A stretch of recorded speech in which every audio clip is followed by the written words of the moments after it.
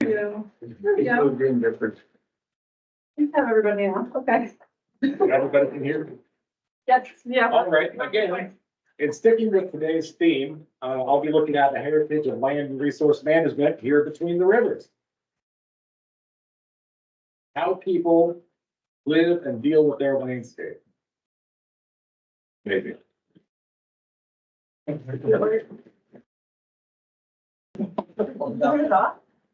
I?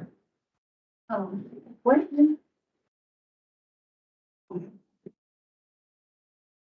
This is what I do. Oh. It's okay.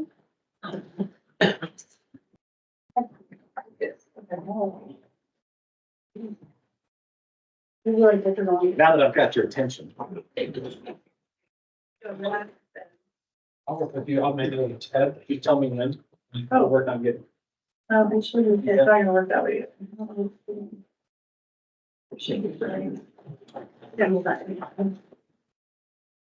It worked. Oh, it's so funny.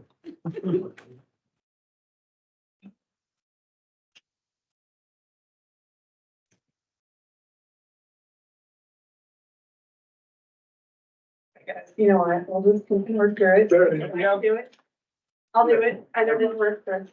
I'm gonna have to do it. I got this. Oh, is it doing it now? Yeah, now. Oh, okay, whatever. Thank you. I don't know. This actually melds really well with the presentation that we just saw, so I'm really happy you came forward with that one because this fits right in there. I'm gonna go through prehistoric uses of the landscape here between the rivers. Look at settling the frontier when the first Europeans start showing up in this area. Looking at the iron industry and their effects on the landscape, historic farming practices, and then recovery from the detrimental effects that the iron industry had on this landscape, and then a few successes that we've had between the rivers over time. So first off, the arrival of humans in our area. The first humans show up around 14,000 years ago. During this time period, the last glacial maximum, the ice sheets came down right here close to Kentucky and Tennessee. So part of this area may have actually been under ice during the last glacial maximum.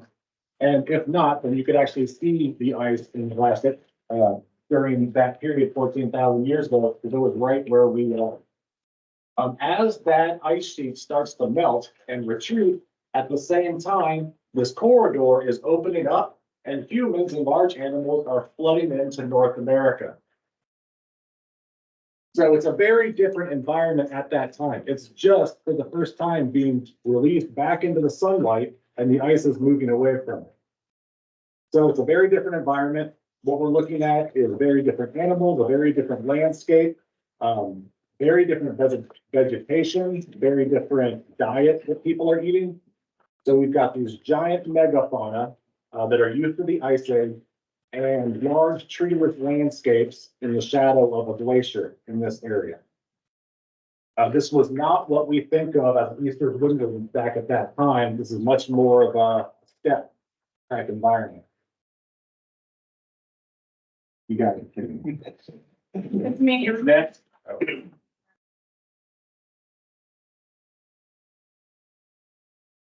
And so as we think of the eastern woodlands and humans showing up at the same time, this natural environment sort of co-evolved with humans involved in it the entire time. There was no such thing as a really natural environment across this area that was devoid of humans. Right as humans show up, the eastern woodland starts to sprout in this area. Now, that occurred for a good 10,000 years, right? So humans are living amongst the trees, humans are living all across North America, they're interacting with their environment, but they don't have this management style that we think of today. They're hunter-gatherers, they're moving across the landscape, they're nomadic, they set up small settlements and then move on to the next one over time. This really changes around AD 1000, 2,000 years ago.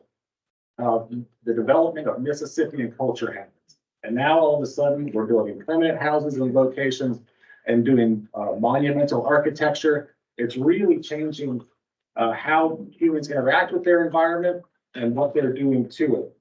So some of the aspects of Mississippian culture are building permanent houses, building mounds, building palisades. These are permanent settlements, and they're almost always down in the floodplain next to the river, because they're a river mobile society. Before, the hunter-gatherers were hunting these large megafauna, right at the end of the Pleistocene. Over time, as environments change, the animals change. Now the Mississippian Indians are hunting in the forest the same as we do today. They're hunting deer, they're hunting turkey, they're going fishing, they're digging up clams and oysters. And so they have a very similar hunter-gatherer diet to what we would go out and hunter-gather ourselves today. But they're also starting to modify their environment in order to help them manage what's going on. So the Mississippian Indians are starting to build dams and fish weirs in order to help them achieve their goal better.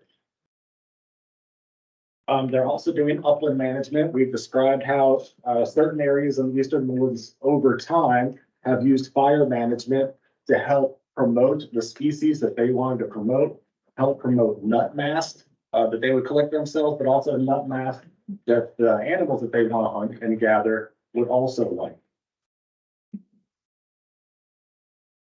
But the biggest part that they're doing in this area is farming. That's by far the largest impact on the landscape. Before, they might have little cultivated gardens next to their houses, but during the Mississippi, they're actually clearing the floodplain. They're taking out all the trees out of the floodplain, and they're setting up large-scale farming for corn, beans, squash. They're removing large trees, and that really just changed how humans interact with their landscape all throughout the floodplain. The uplands are still the same. Yes, sir. What tools do they use to remove large trees? Ooh, well, she's burning. But stone, and most of the time it was girdling.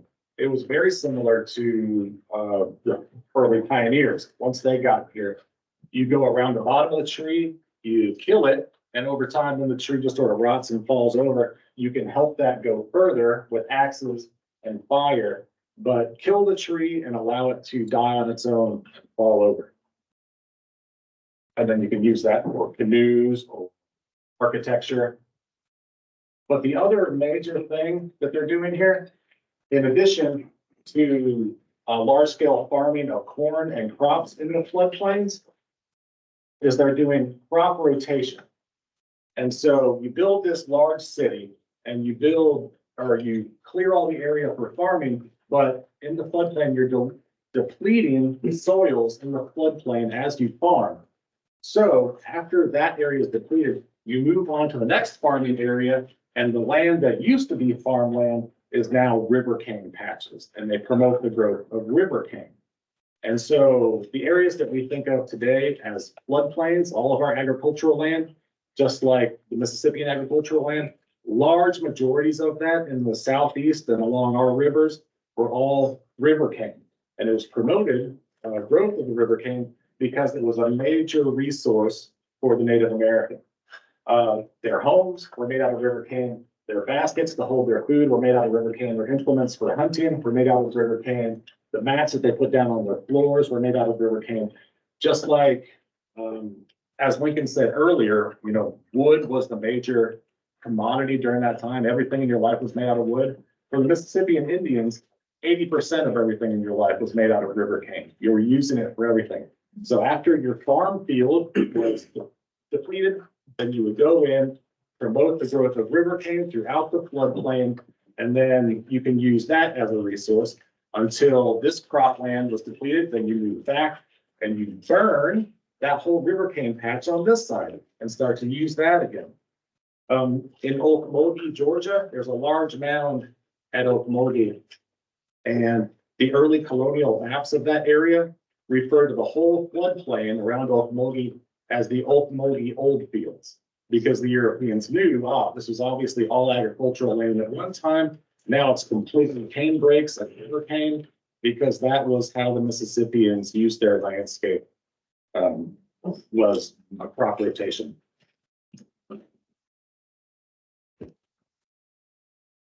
Here at Land Between the Lakes, we had all of our Mississippian friends were living here, and they seem to be spread out, not much different from how we're doing it. You had Jonathan Creek over here in Marshall County. Down here at Gray's Landing, there was a large mound site. Up at Eddyville, there was Tinsley Hill, a large mound site up there. Over in Canton, another large mound site there. Down at Bear Creek area, there's a huge village, large cemetery down there. So they're all spaced out along the floodplain. And then in between them would be where a large amount of those agricultural fields and cane breaks were. And not to mention, when they were doing the TVA archaeology here, they were focusing on the big cities. But just like we have big cities and suburbs, they also had suburbs too. So all the rest of these areas along this creek were smaller farmsteads, family farms. And so they excavated some of those too, just to show that the whole river valley was populated, and this was all agricultural fields and bushes. Here is an excavation of the Jonathan Creek site. They couldn't excavate the whole site, so they got about a fifth of it here, but you can see the neighborhoods of houses. And so you've got to cut down trees and river cane to build all these houses and palisades along that area. And you can see as the village expands, the population expands, so does the size of the village. The palisade moves out to accommodate for more people moving in. And here you can see the before they built the dam, then they would send in archaeologists, just like we do today, to do preemptive archaeology, learn about the cultures from the past, and then do all their destruction.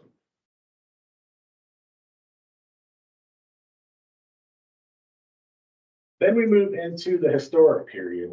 After the Mississippian period, Europeans start to colonize North America. That brings in a whole lot of disease, a whole lot of death.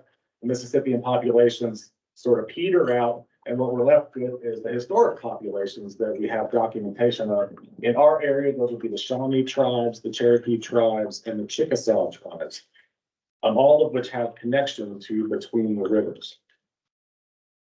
The Cherokee, maybe, I don't know if you can see that map very well. This is North Georgia, South Carolina, North Carolina. Down in this area was their major population areas. Their largest towns and cities were down here, but their hunting area and smaller villages reached all the way up to us right here in Kentucky. In Tennessee, you can see that little strip of land is between the rivers. And so the federal government recognized the eastern side of Land Between the Lakes as being the property of the Cherokee Indians. And then this particular, from Nashville all the way up to us, was ceded by the Cherokee in 1785. Chickasaw, the same. While the Chickasaw were mainly located in Alabama, Mississippi, eastern Tennessee, all this area was considered Chickasaw territory, including the western half of Land Between the Lakes, right there between the rivers. That was ceded to the United States in 1805. And then the Jackson Purchase area, Murray, Benton, everything east of us, or west of us, 1818. And so that really cleared this area in the early 1800s. It opened it up for settling by the European population. And just because they ceded the property to the United States, it doesn't mean they left.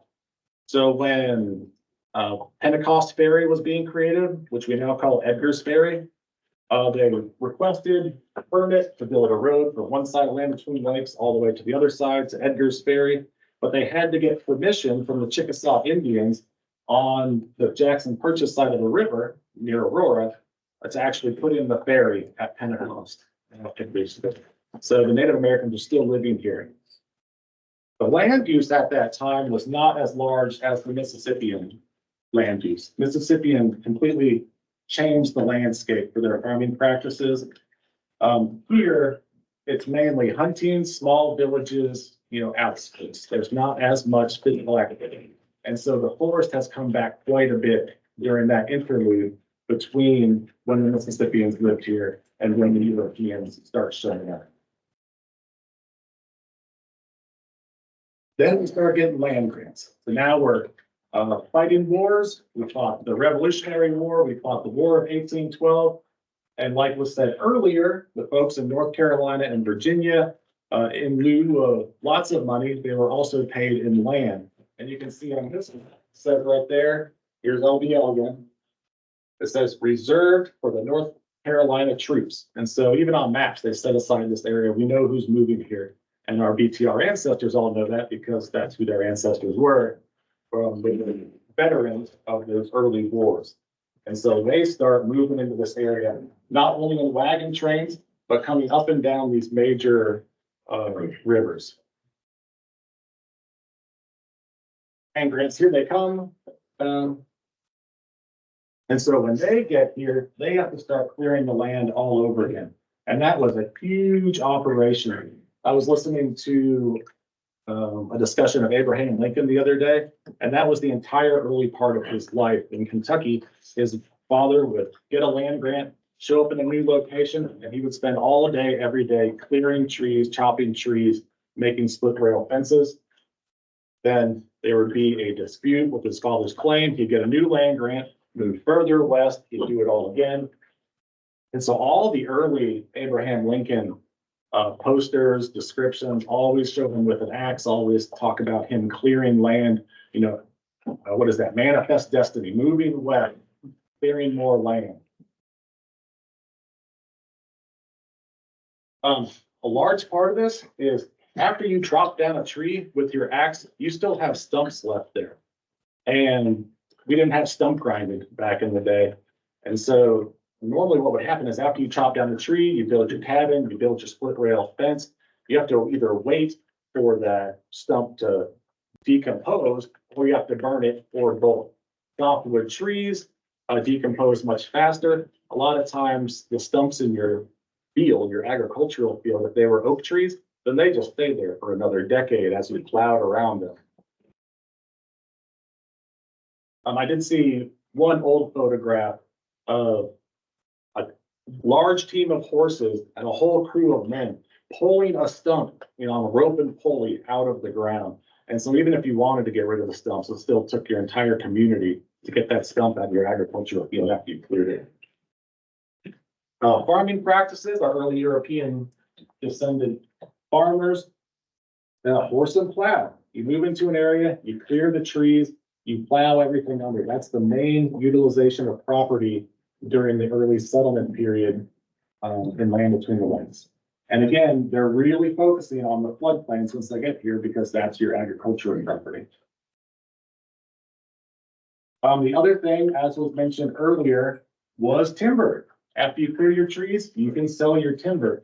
This is a map of the Tennessee River. This is just north of LBL. It might be on LBL, but there's wood yards all along here because ships are steam powered in the early 1800s, and ships are moving up and down the Tennessee River, and they need wood every few stops. And so people in this area start setting up wood yards to sell their timber for the locomotion power.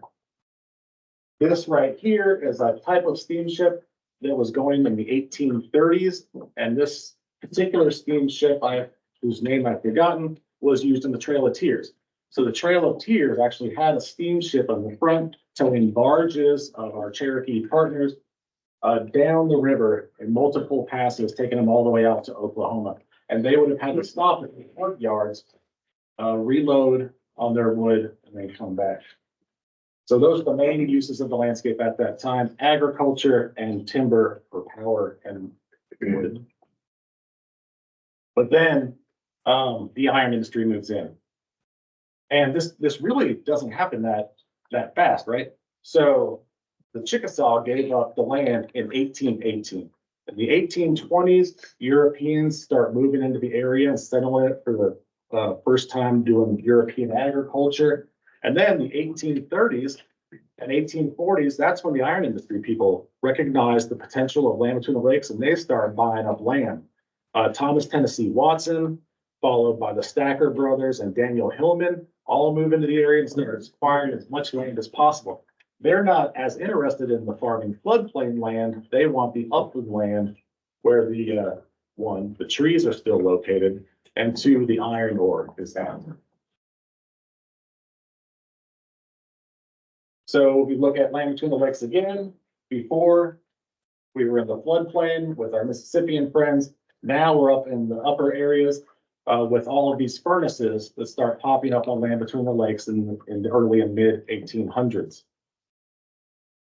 We've got Mammoth and Fulton up at the top in Lyon County, Laura Furnace in Trigg County, Iron Mountain down in the Stewart County. We also have Center Furnace and Great Western Furnace. Those are the ones you can really still see today. But we also have Empire Furnace and Paytona Furnace. So 1, 2, 3, 4, 5, 6, 7, 8 furnaces all pop up during that time period and start making iron. So what does it take to make iron? First of all, you have to mine the ground. You have to pull out your iron ore and you have to pull out your lime. What is the limestone? So they're mining the ground for all the resources. But the other most important part of that is charcoal.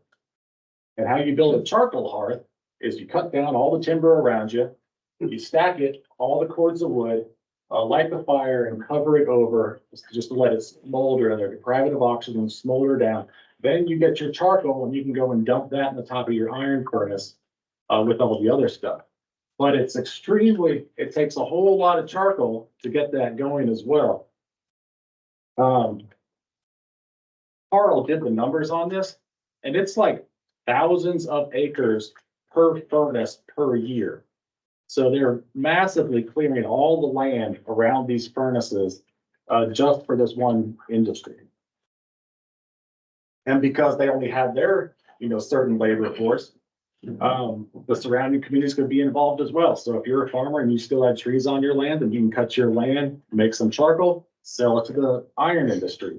So they're also paying the local communities for this. The historic farming practices during this period aren't too much different from their colonial friends, a couple decades earlier. We're still using the horse and plow, plowing a whole bunch in the floodplain. So I wanted to look at the records to see if we could see exactly what they're growing. So this is 1850. Here's Henry Lady. He lives in Caldwell County. The agricultural census divides your acres of land into two categories. You can have improved land, which is farmland, or unimproved land, which is forest. So that lets you know the mindset of the people during this time period. Improved is special. Obviously, you put in the time and labor to clear that land. So Mr. Henry Lady has 70 acres of farmland and 420 acres of forest. And that's these two columns. And you can see that every person who's a landowner has both unimproved land and improved land. And then it goes into all of their horses and cows and pigs and what they're growing. The two main crops in this area were Indian corn. Everybody's growing corn and tobacco. Many people are growing tobacco in this area. If we hop up to 1870, I'm still following Henry Lady. He now has 100 acres of farmland, 183 acres of woodland. Here's all his horses, sheep, pigs. Again, he's still focusing on corn and tobacco. Those are his main products, but also timber, got $50 a timber that year. Also potatoes, sweet potatoes. Everybody has butter, molasses, and honey. In addition to corn and tobacco, those are the biggest products that we're producing here. Here's his neighbor, C.C. Cummings down the way. Again, 40 acres of farmland, 83 acres of woods. And he, again, producing corn, tobacco, and $200 of timber, focusing more on his timber crop during that time period. If we look here, here's Henry Lady again, back in the census. 1870 census, again, everybody's still growing corn, still growing tobacco. But if you look at the difference here, here's the improved land. Everybody has farmland. By 1870, only about half the people still have trees on the land. The land has been cleared for the most part for farming, and only certain folks still have trees on their land. If we move over to another section of the 1870 census, I wanted to see what the African Americans are up to over here. So we've got Cork, Colt, Smith, Young, McCracken, Majors. These are African American section up around Twin Lakes area, they're doing the same thing as everybody else. Focusing on corn, focusing on tobacco. Everybody likes butter, everybody likes molasses. But if you look at that area around Twin Lakes of improved and unimproved, again, almost no trees in this area. Everybody is really focusing on farmland, except for one guy up here, Mr. Nickel, has 360 areas of trees when none of his neighbors have any trees at all.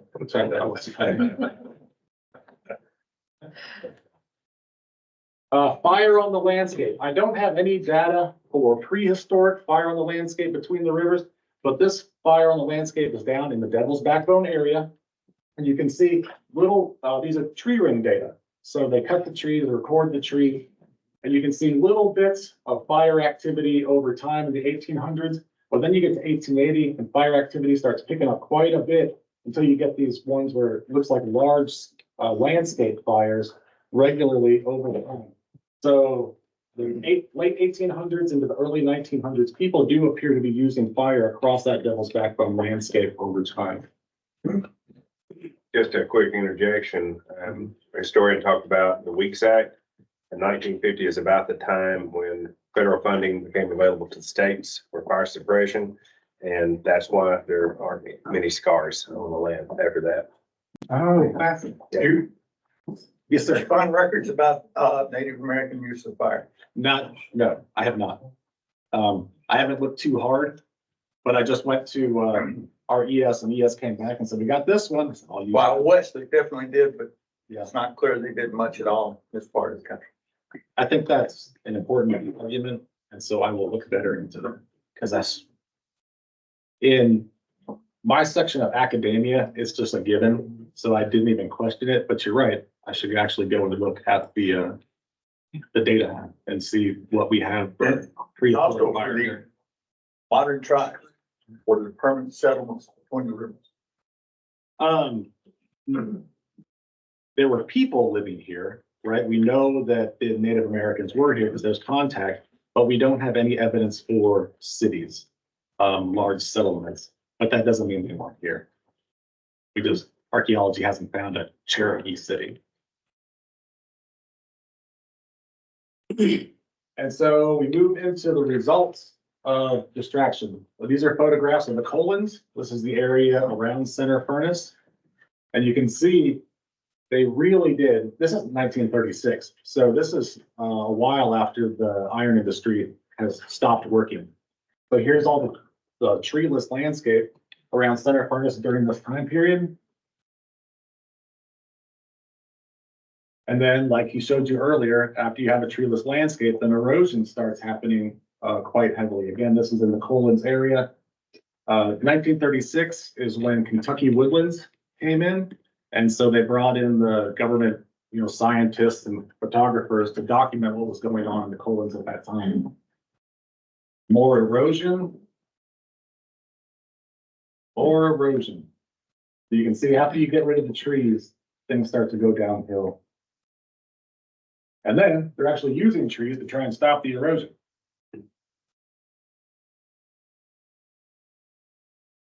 But that doesn't mean all the trees are gone, just certain aspects of the iron industry, those trees are gone. In 1936, they're still photographing people going to town, taking out some of the larger trees. And those are really large trees. What I noticed from all the charcoal hearth photos is when they're stacking wood, they're stacking trees this big again and again and again and again, because you don't want to haul something like that to your charcoal hearth and have to split it up. So they seem to be taking a certain size of tree off their property and using that for the charcoal hearths. And so the larger ones are allowed to grow until you need it for timber. And there is our Center Furnace. Even in 1936, wasn't looking too hot.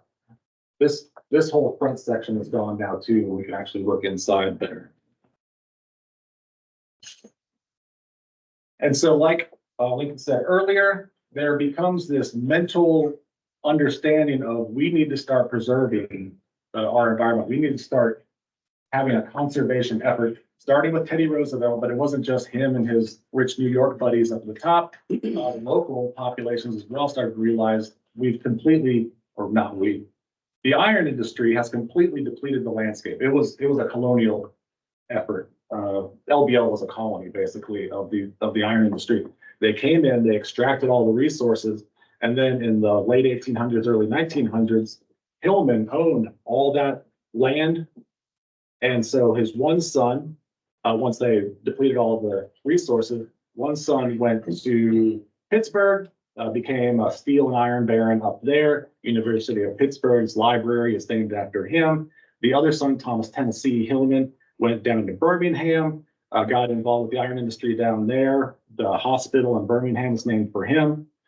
One fun aspect of it, though, is even though these men were slave owners, when Hillman went to Birmingham and donated all the money to create this hospital, he said it had to be split evenly between the African American and white wards at the hospital. So I thought that was fun. It was an equal opportunity, multiracial hospital in Birmingham. Let's see, everybody's getting on board now. They're realizing that we need to start a conservation effort. Hillman's done. They're no longer the Hillman Land and Iron Company. They just become the Hillman Land Company. And then I think there was like tax issues. And so they ended up just giving the land to the state of Kentucky. And the Hillman Game Refuge becomes the first wildlife refuge in the whole state of Kentucky. And you can see how large all that Hillman land was. Not the floodplain stuff, not where all the good farmland is, but all the upland areas where they could take out trees and iron. Wasn't the Hillman Land Company owned by a company up in St. Louis? They bought it from Hillman. Possibly, because they were trying to divest of their interest here as they moved on. And it was them that got in tax trouble. That's probably right. So then that ushers in this area as now that the state has taken over this large piece of land, that starts this whole effort of federal involvement in land between the lakes.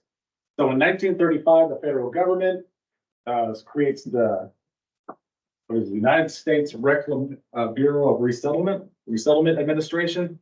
And what their job to do is go and find all the land that's been completely depleted, bad agricultural practices, erosion, and they come to those people and say, your land is crap. We will buy it from you, fix the land, and resettle you someplace else. And so while they started doing that all across America, quite a few folks between the rivers took up that opportunity as well. Yes. Was that a volunteer, did the landowner Yeah. have was able to reject that? Yeah. It wasn't forced. No, this, In some cases, with the resettlement administration, they did use eminent domain and took land from people that did not want to sell. wow, okay.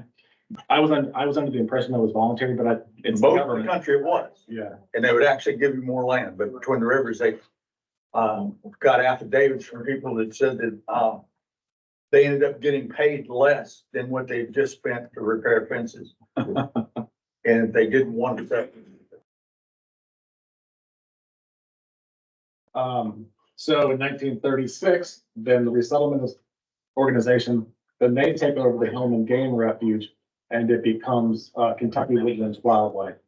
And they start bringing in all these WPA, CCC conservation efforts. 850 men were brought in to do these efforts. So they're building roads, they're planting more trees, they're stopping erosion. And then not long after that, they start building the dam. 1938, again, with Kentucky Woodlands National Wildlife Refuge, all these workers start reclaiming wetlands as well, building dams, creating Hematite Lake, Honker Lake, and an Empire Lake, which I believe now is underneath Lake Barkley. But again, trying to repair the damages of the environment in the past. Here is a Kentucky Woodlands Wildlife Refuge map. Again, you can see that large Hillman tract that they had, but all the white tracts are people's farmland here. You can see that right there is resettlement, that right there is resettlement. So they are picking up some. Again, another map of between the rivers in Lyon County, large Kentucky Woodlands Wildlife Refuge, and most of the people living along the edge where the good farmland is. Then they build the dams. Kentucky Dam being built in 1938. The dam will be 206 feet high. The water's backed up for 184 miles. That's a whole lot of land to acquire from people. Here's one of the acquisition maps for Kentucky Lake. So they're, in this case, eminent domain. They're forcing all these people, we're buying your land, your land, your land. This is already USRA land. We're taking your land and your land. So they're removing all these people out so they can build the lake. Then on the other side, Barkley Dam comes in again, reaching 134 miles upstream using eminent domain.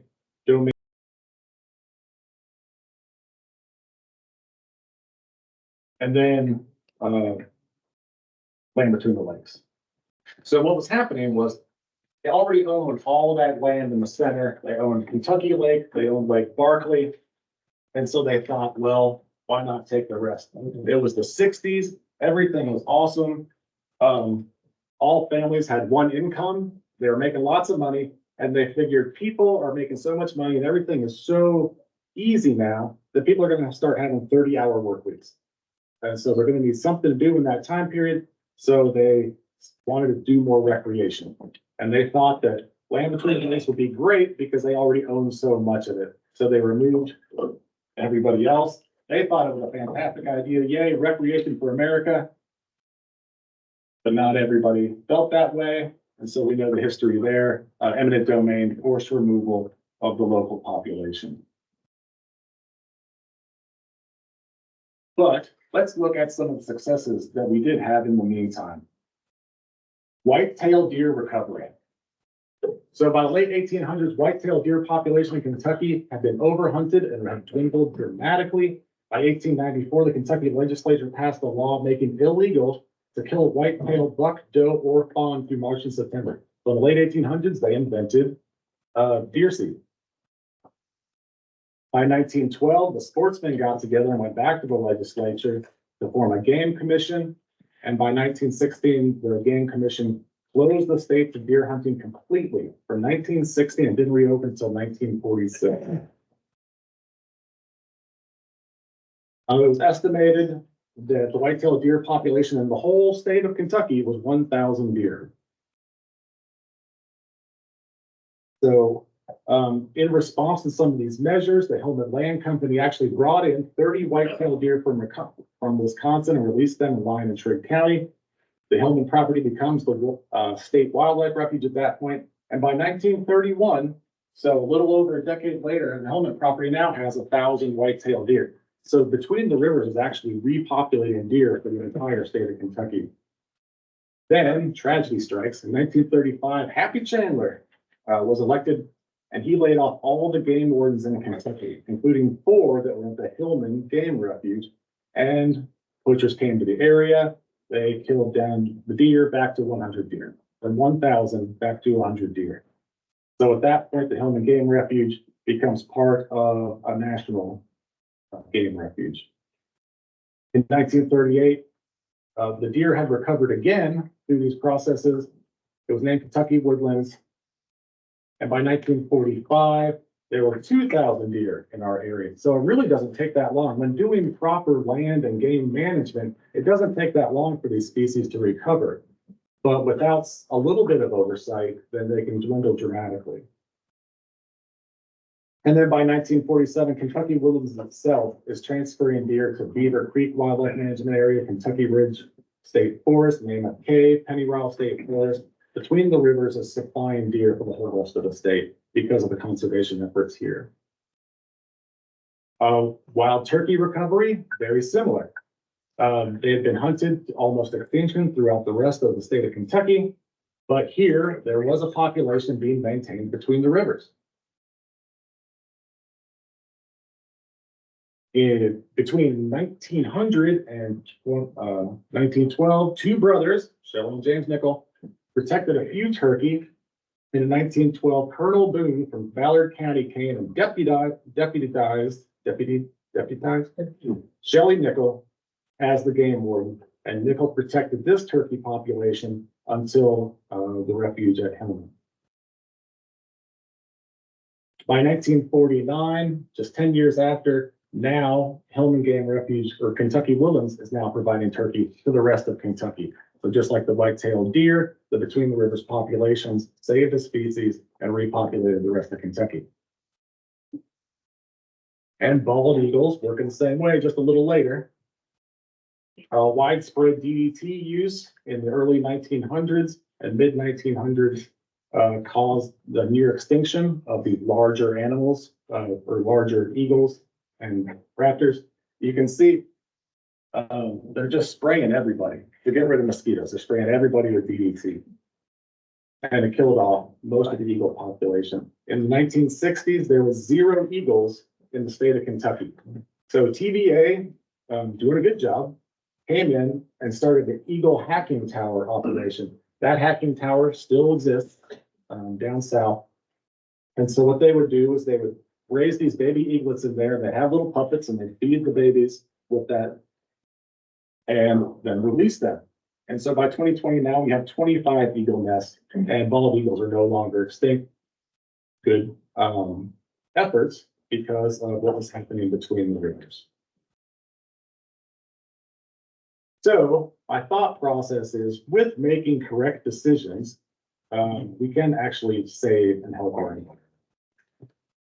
That's my land management in history talk for today.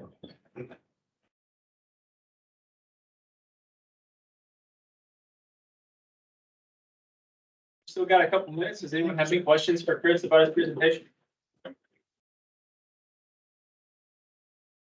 Just want to point out real quick that the woman sitting in there with her little flock of turkey, that was Babe Williams.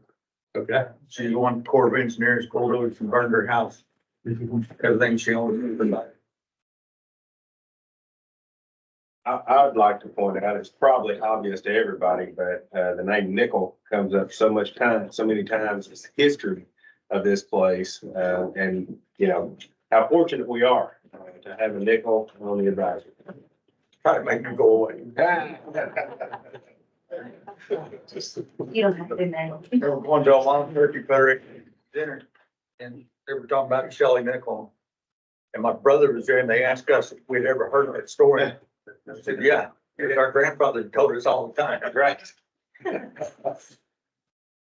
All right, well, if you guys want to we'll take a real quick 5-minute break. If you want to need the bathroom break or stretch your legs, and then we'll come back, give them full presentation at 1 o'clock. So please be back in your seats at 1 o'clock.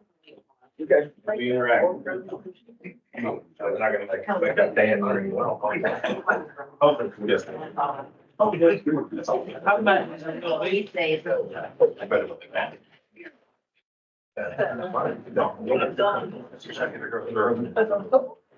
This is bigger.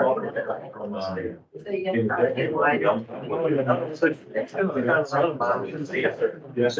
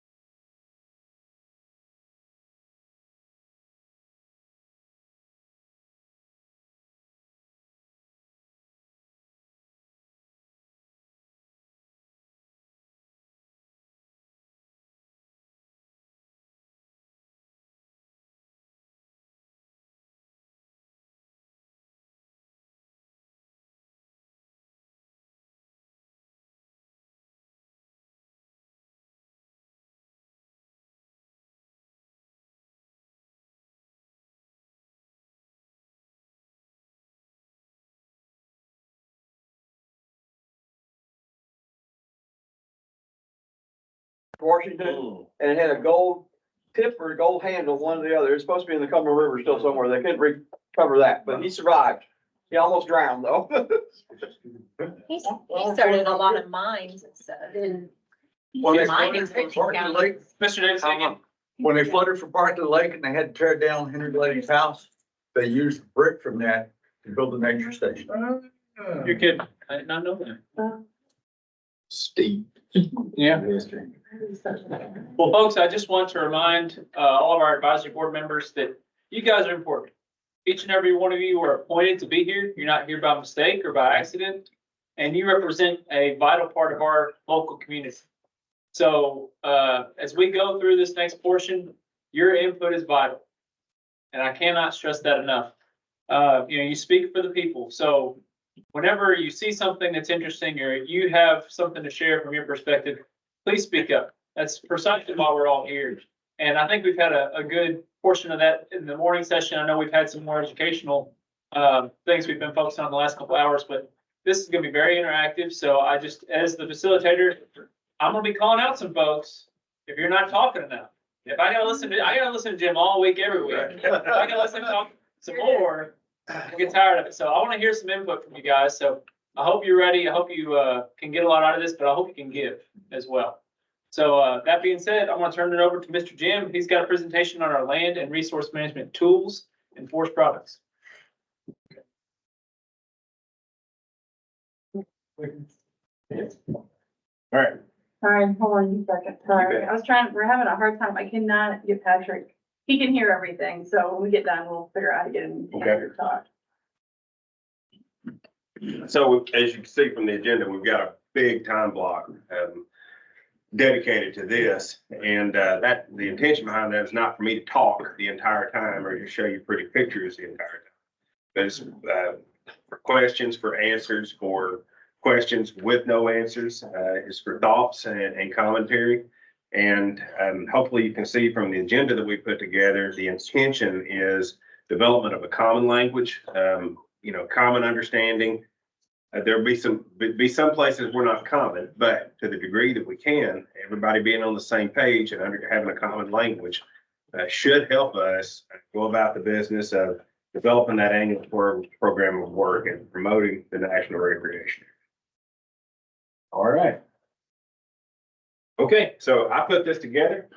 It's all my fault from here. So my mission, this is my organic, that, like what was mentioned earlier, the enabling legislation. So the Land Between Lakes Protection Act and then the Land Between Lakes Recreation and Heritage Act. That's the law that forms the basis for my authority here every day. And most of you have read that, so I won't belabor the point, but I just want to underscore the importance of that as my organic act, my mission. So I want to start it all with, we need a plan. So you've all heard me say that I would love to have a 5-year strategic plan for natural resource management. I also need a plan for environmental education, recreation master plan. How we go about all of these things, and how are they all woven together, because they're individual strategies, but if they're not accomplishing that mission, then we're going to have problems with it. Foundation for management here at Land Between the Lakes is the aforementioned Protection Act and Heritage Act, but also the Land and Resource Management Plan, which is a 2004. You all have been provided a copy of it at some point. It's also available online. Embedded in that Land and Resource Management Plan, which we just shortened down to LRMP because it takes a lot to say that, are land allocation prescriptions. I got a map. I'll show you what I'm talking about with that. And then each one of those prescriptions comes with a strategy. We've got design criteria, which guide us, like, what things ought to look like. Everybody needs to, it's hard to make a wagon wheel unless you've seen what a wagon wheel looks like. So the design criteria tell us what right looks like. And then, of course, the National Environmental Policy Act, which is a big umbrella of which all those other laws are sort of encased. It's how we address all of those other laws. All right, so land allocations, each square foot of LBL is broken into one land allocation. No area of this NRA is more than one land allocation. It's dedicated to a cause, such as general forest, which is the biggest land allocation on the LBL. And then core areas is the next biggest. And David, I think we're at like 40,000 acres. 48, I think. Yeah, okay. Then another big one is oak grassland restoration demonstration areas. And each one of these land allocations has their guiding thoughts that go into those that are my guidance for what I need to be doing on each one of these applications. Wetlands, wildlife refuges, and hunting areas. And then, of course, our administrative sites and facilities. So admin site, we're standing right now, developed recreation areas and other infrastructure sites. All right, and here's an example. This is a map from the forest plan that shows these land allocations. So just point out the darker green areas here are core areas. So these are areas which are set aside from active management. They were here when the Forest Service got here. TVA established them. I'm pretty sure if I remember it correctly, it was part of a United Nations program called Man in the Biosphere. And they established these biosphere reserve core areas to study what happens when humans aren't on the landscape.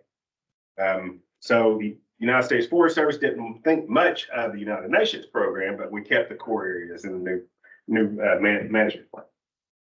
Also, elk and bison prairie, you see right there, that's a developed recreation facility.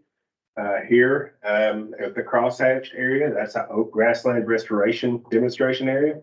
And then you see lots of other designations around the landscape. But point is, each different color on that map has a different set of guiding principles for how it should be managed. And the first thing you got to do when you're setting about to do something on land is reference back to that so you know what your sideboards are. Okay, project planning. I know not everybody has had to go through the NEPA process, like actually had to plan a project under the National Environmental Policy Act. I'm not going to go into depth on it, but just wanted to pull out a few highlights. It's a very prescribed process for content. The law spells out what needs to be in a NEPA document. Also prescribes a public involvement process. One of the sources of friction with that Healthy Forest Restoration Act designation is that designation, which is different from an emergency declaration such as like what Mayfield had. That's altogether different. That had nothing to do with the Healthy Forest Restoration Act designation. But once designated, it gives the agency access to categorical exclusions that fall into this category. Whereby we are not required by law to engage the public. We can just march forward. That was the source of friction, no public involvement process. Anyway, so everything flows through NEPA, prescribed processes, by law, as in the Protection Act and Rec and Heritage Act, requires involvement of the advisory board. Not everybody has that. I'm blessed. All right, so under NEPA, there are lots of different categories that we might pick from. Everybody's heard of this one, the environmental impact statement, right? That's the high end, right? So the technical way that this all works is some things, such as mowing the grass out front, which is a federal undertaking, have been excluded from documentation in an environmental impact statement. Not known to have any cumulative impact on the quality of the human environment, right? So I can mow my grass without public involvement. Real straightforward. So those kinds of things, no decision is required. Outside of that, there are some things, some actions, which have not been shown, according to the Council on Environmental Quality, to have an impact on the quality of the human environment. So they're categorically, these types of things are categorically excluded from documentation in an environmental impact statement. After that, if you can't rule out that it might have an impact, you've got to conduct an environmental assessment. Should your environmental assessment show that there's not going to be any impacts, you can move forward with a notice of decision. And of course, there's public involvement process with all that. And that public involvement is part of the process to arrive at there's not going to be any impact. Then you can go ahead and make your decision and go implement on the ground. However, if your environmental assessment shows that there may be an impact, you've got to proceed to the environmental impact statement phase. And under the environmental impact phase, you can have a negative impact on the quality of the human environment. That's the key difference. So most things that we do are going to fall into these three categories. Very rarely are we going to get to an environmental impact statement level. Forest plans require environmental impact statements. A brand new bridge across Kentucky Lake would require an environmental impact statement. If I wanted to pave all of the Tree County portion of land between the lakes and turn it into a mini golf course, that's going to require an environmental impact statement. So are things that are almost irretrievable, things you can't take back. At which one of those levels do you have to start offering alternatives? At the environmental assessment level. Okay. Yeah. Now, that being said, internally, we do discuss alternatives to achieve the outcomes we're after, even before that, though. Uh-oh. What point? Oh, I don't have it. Here you go. Okay. You got looking for it? Nope. All right, there we go. Gotcha. Okay. All right, so NEPA information, what does it do for us? One, it gives the public a voice in decisions where federal dollars being spent or on federal property, in a nutshell, right?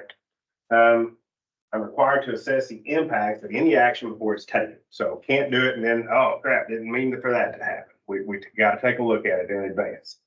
So in basic speech, it informs my decision making.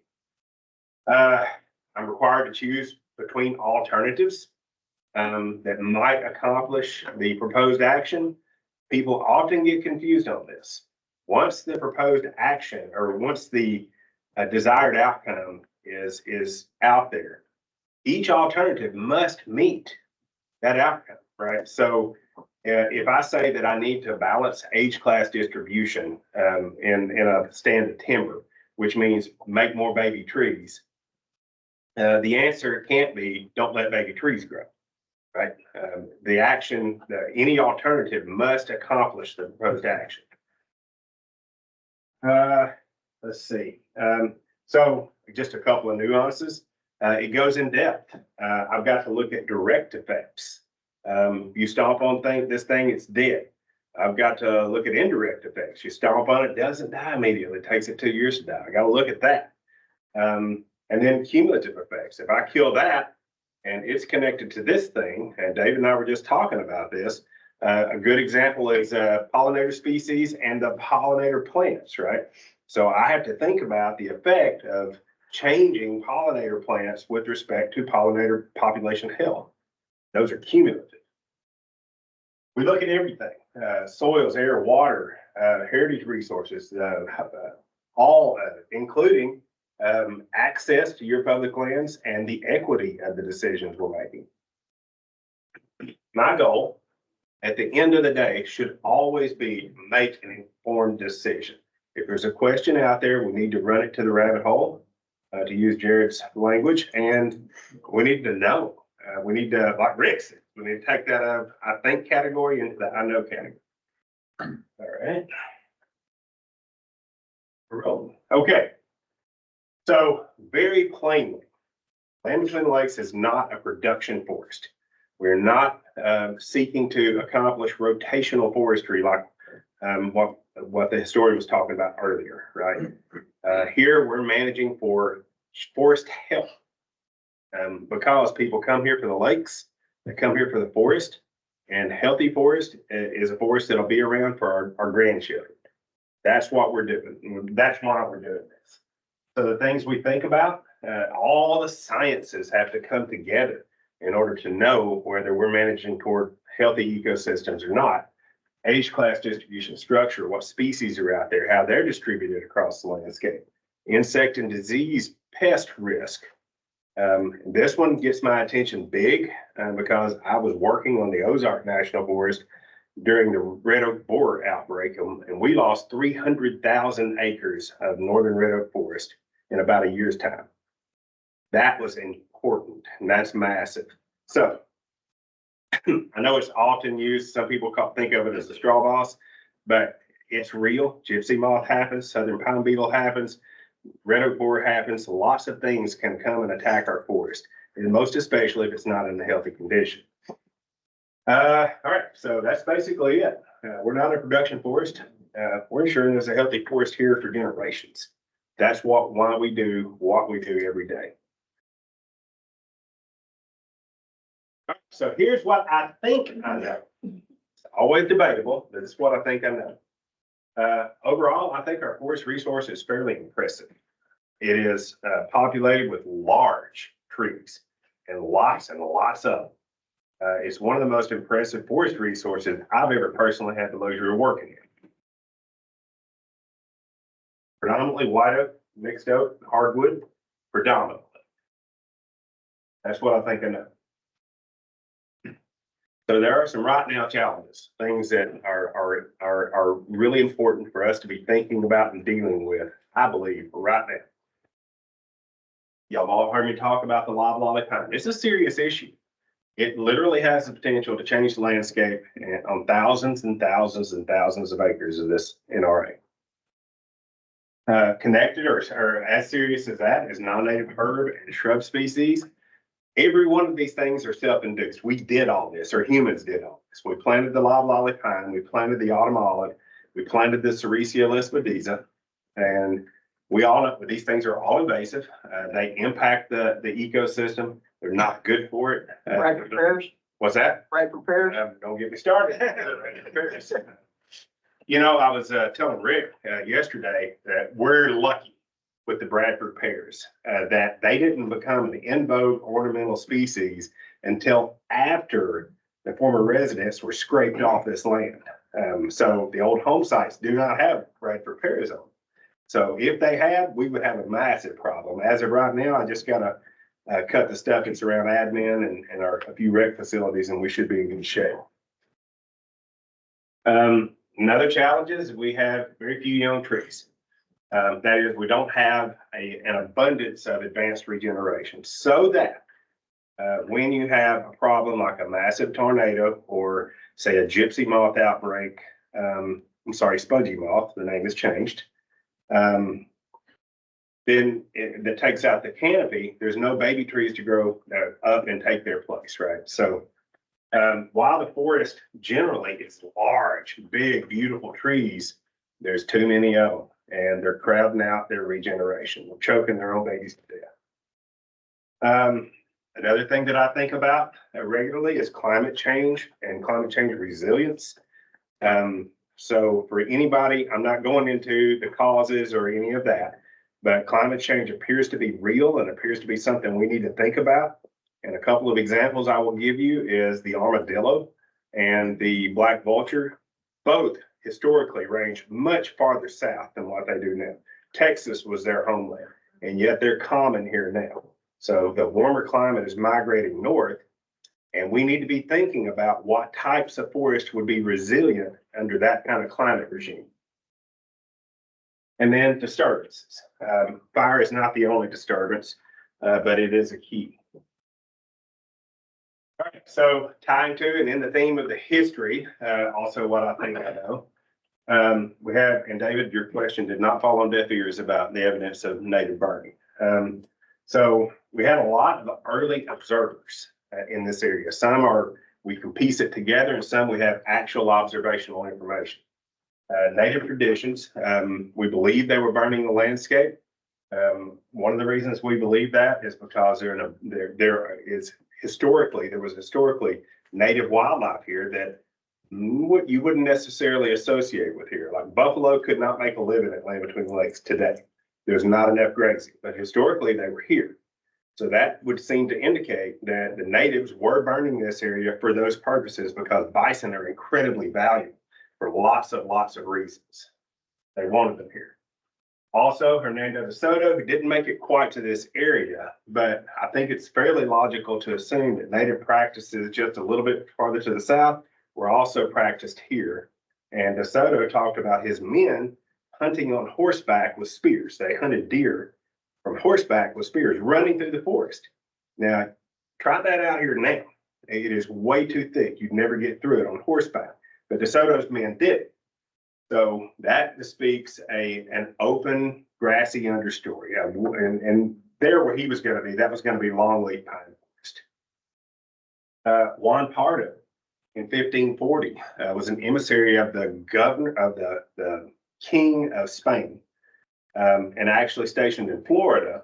And the Spanish were nervous about losing their grip on this area as Spanish territory because the French were through here and lots of people were coming up and down these rivers. So he sent Juan Pardo as an emissary.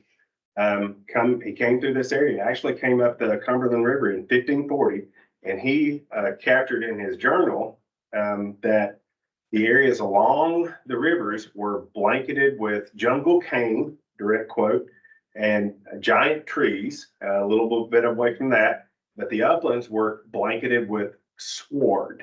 I had to look that up. I didn't know what sward was, but it's an old European term for a village green, short grass area. Only a couple of things I know in 1540 that were capable of producing something like that. That would have been a herd of bison just came through and grazed everything down, or a fire had burned through, and that was the regrowth post-fire. So early observations, migrating into the forest reserves and the enemy fire and Paiute forestry, which was a derogatory term.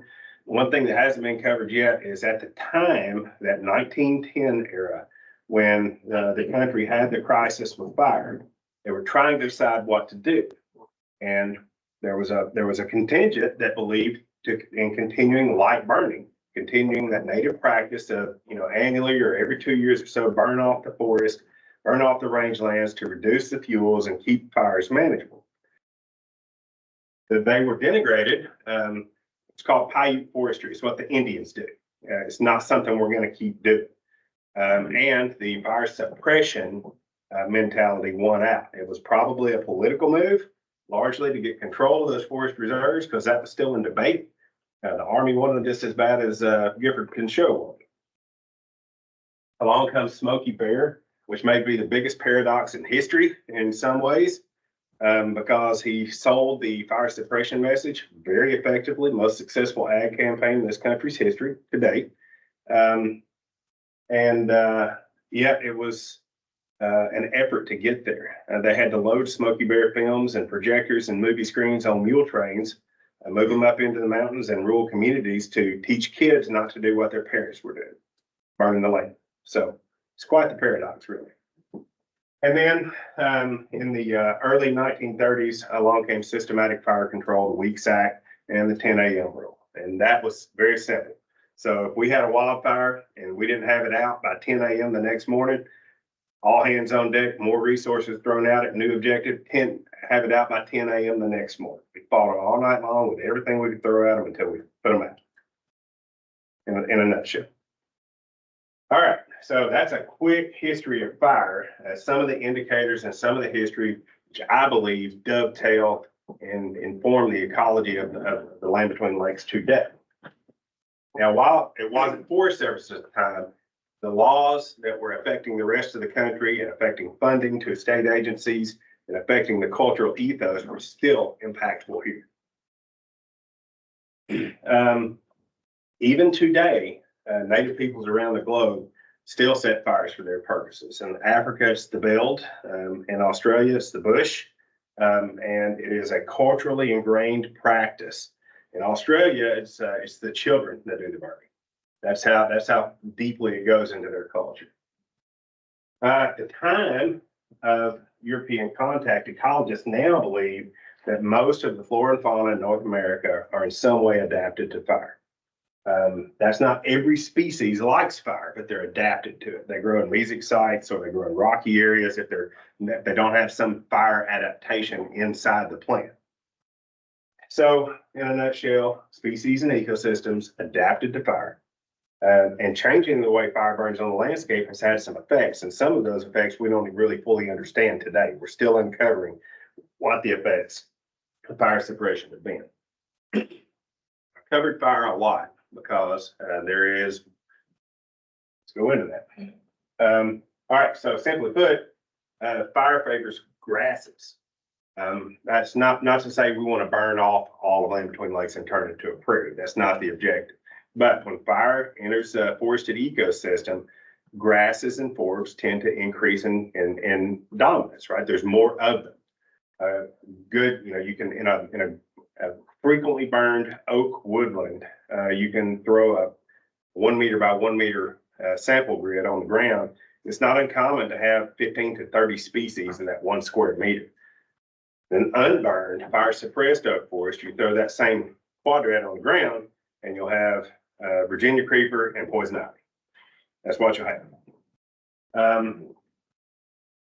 The preponderance of science suggests our forest is overstocked. We got good trees, but we got too many of them. And maybe trees can't take root. There's lots of disturbances that are native to this ecosystem. I don't want anybody to think that fire is the only thing. Ice storms are the most common disturbance in the eastern deciduous forest. Windstorms happen very frequently. Tornadoes and downbursts occur all the time. Insect outbreaks occur all the time. And this ecosystem, as a generality,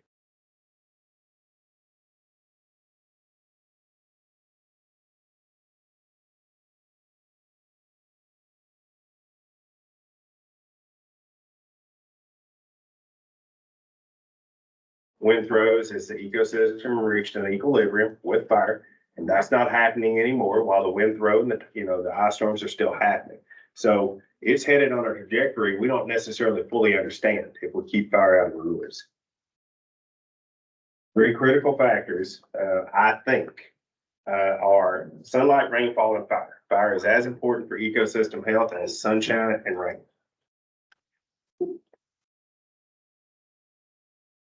All right, can't control tornadoes or ice storms or droughts, but we can attempt to control fire. We can set fire on the ground for our purposes to accomplish objectives we agree on. And we can also use chainsaws to carve away some of the impacts of fire, of suppressing fire. Where the ecosystem stands of timber have gotten too thick, we can use chainsaws to remove some of that. And just a few examples. Because I know that not everybody stomped around out there for a quarter of a century like I have seeing this stuff. So this would be an example of hardwood, looks like the red oak forest that's doesn't look like it's had a lot of fire in it, right? So what you see in the understory is looks like some sweet gum, and I'm not sure what that is. I saw a sugar maple leaf in there. Those are all what we call shade tolerant species. So they will begin to grow under a forest canopy and just keep growing, right? Whereas oak species generally are not shade tolerant. They need some sunlight in order to continue growing. This would be an example. I wouldn't classify this as an oak woodland. This looks more like what I would think of as an oak grassland. It's 50-50 oak and grass, right? But what you see in the understory or mixed in with all that grass is lots of what we call oak advanced regeneration. The little telltale signs you see are these dead tops right there that you can see poking out everywhere. Those are previous year's growth that was top killed by a fire. Those oaks are fire hardy, so they're just going to resprout. And so anytime you start seeing that, you know that that's an area that's been burned fairly frequently, and the oaks they stay there in a sort of a grub phase. If anybody's heard of a grub hoe, that's what grub hoes were invented for digging those things out of the ground so you could farm that ground. And anyway, so that's what an oak forest would look like at some level. There may be fewer trees or more trees standing out there, but that's what it would look like with a healthy fire return interval. And that's what you'll see if there hasn't been a recent history of fire on the landscape.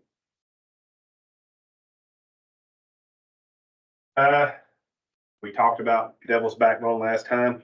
This is an example. So this would be what would happen in a pine ecosystem without a lot of fire. you see there's just a lot of trees. There's not a lot of sunlight coming to the ground.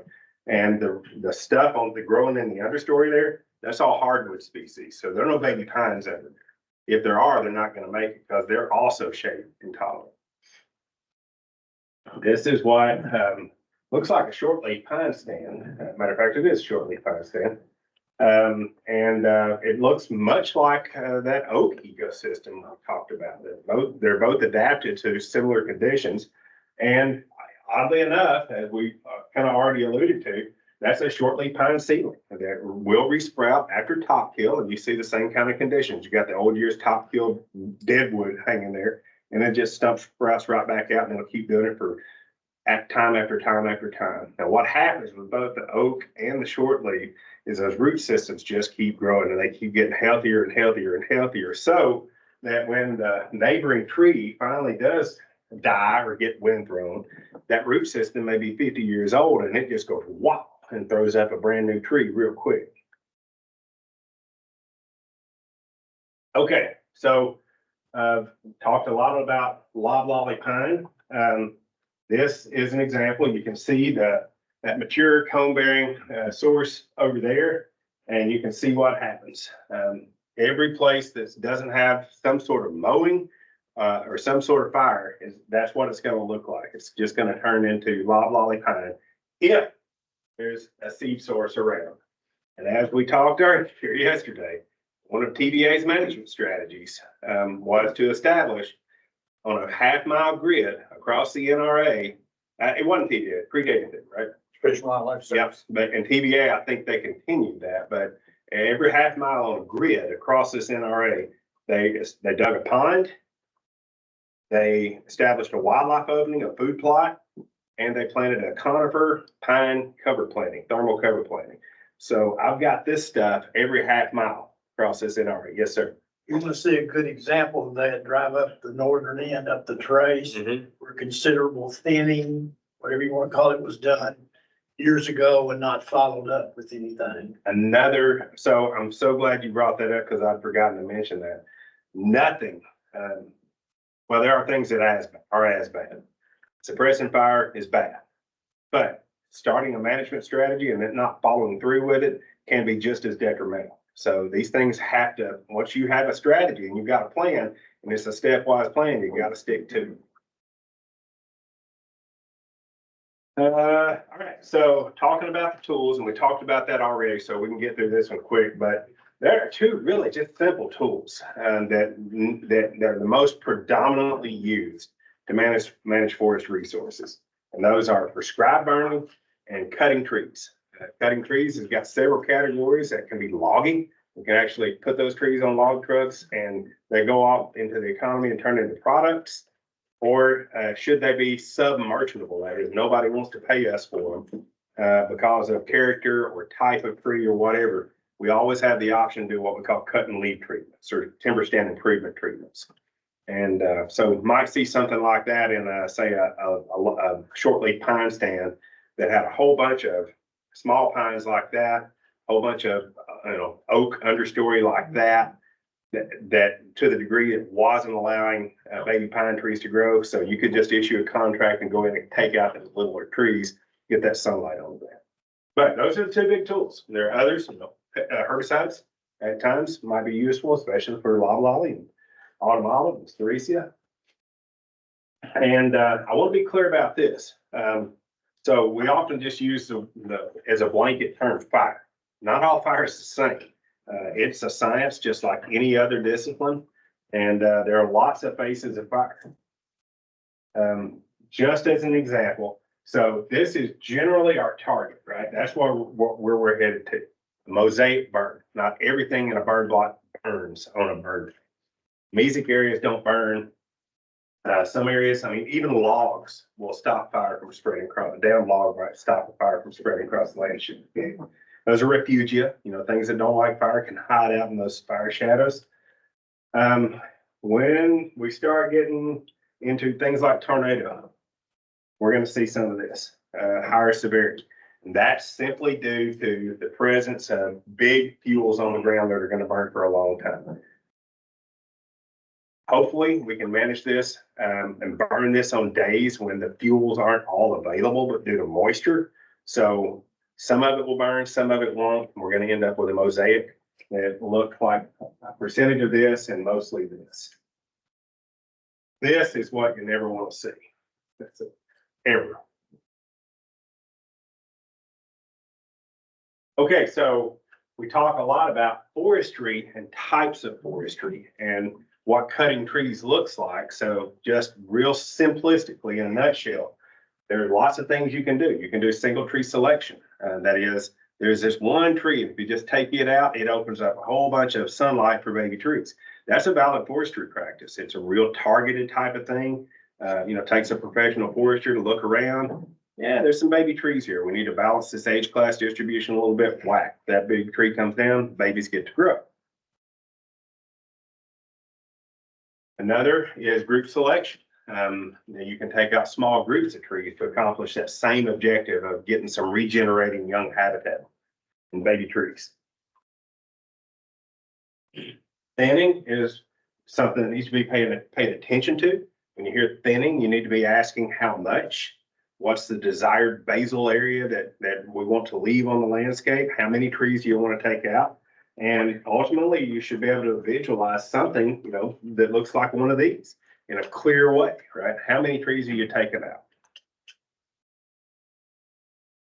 And we don't do this as a standard forestry practice here.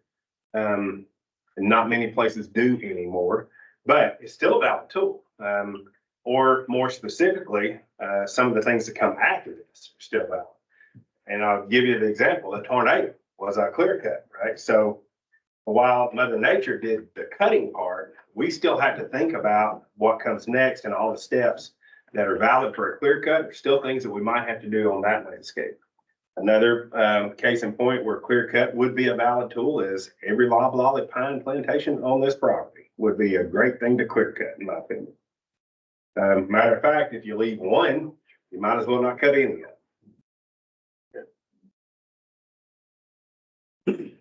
Another concept we stumble on. Even the scientists that study this stuff stumble over this definition. There's some difficulty in understanding what some of the early observers saw about our forest because we don't know what they meant when they said forest. So generally speaking, today, the common definition of forest is something that looks like this. Tree crowns that are basically touching each other, right? Something that might be described as a woodland is the tree crowns aren't touching each other. There's space in between those trees. And then oak grassland, or also maybe known as a savanna, is widely spaced trees, what you might visualize as like a city park type setting.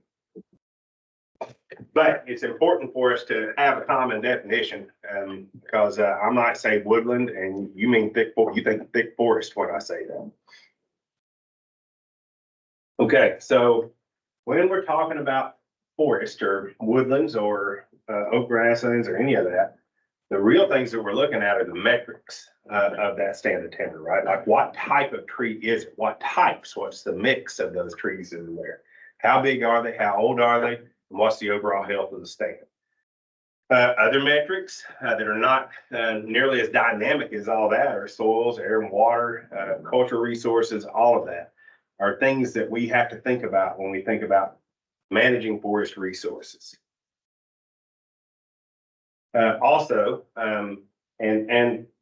So that's the kind of data we need when we start talking about managing a forest. It's not possible to prescribe a treatment in a forest landscape without this basic data. You have to have this to feed into the models and the science in order to know what comes next, to know what you're doing, to prescribe an outcome. Also, I need data on public perception, how people feel about all this stuff, alternative interpretations. You guys heard yesterday, David and I have been talking about alternative interpretations for 20 years now. It's science, and there's a lot of information out there. And then, of course, advisory board advice. All right, so just a quick bit about the survey work. So all those forest metrics that I was talking about, the way to get that data is to go out there and measure the trees, write down the species, write down how big it is, write down how many of them there are. And from there, we can prescribe treatments on the landscape. Something that he does a whole lot of is digging do a shovel test and sifting out, look for cultural resources. That's a big part of his workload.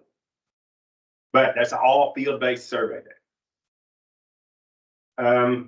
Want to quickly talk to you about LiDAR. So those old survey methodologies still valid. They still give you great information on the ground, but we are in the information age now and new methodologies are available. One of those is LiDAR, which I think means light detection and ranging. And the way I describe it to people is imagine if you took a picture, or imagine if you walked all the way around a tree and took pictures of all four sides. And then each pixel in that picture was geo-referenced. It knew where it was relative to all the other pixels. And so when you got that kind of data, that kind of intelligent data, you can literally take a 3D picture of a tree. And that tree knows how big it is, and it knows where it is on the earth. That's pretty cool.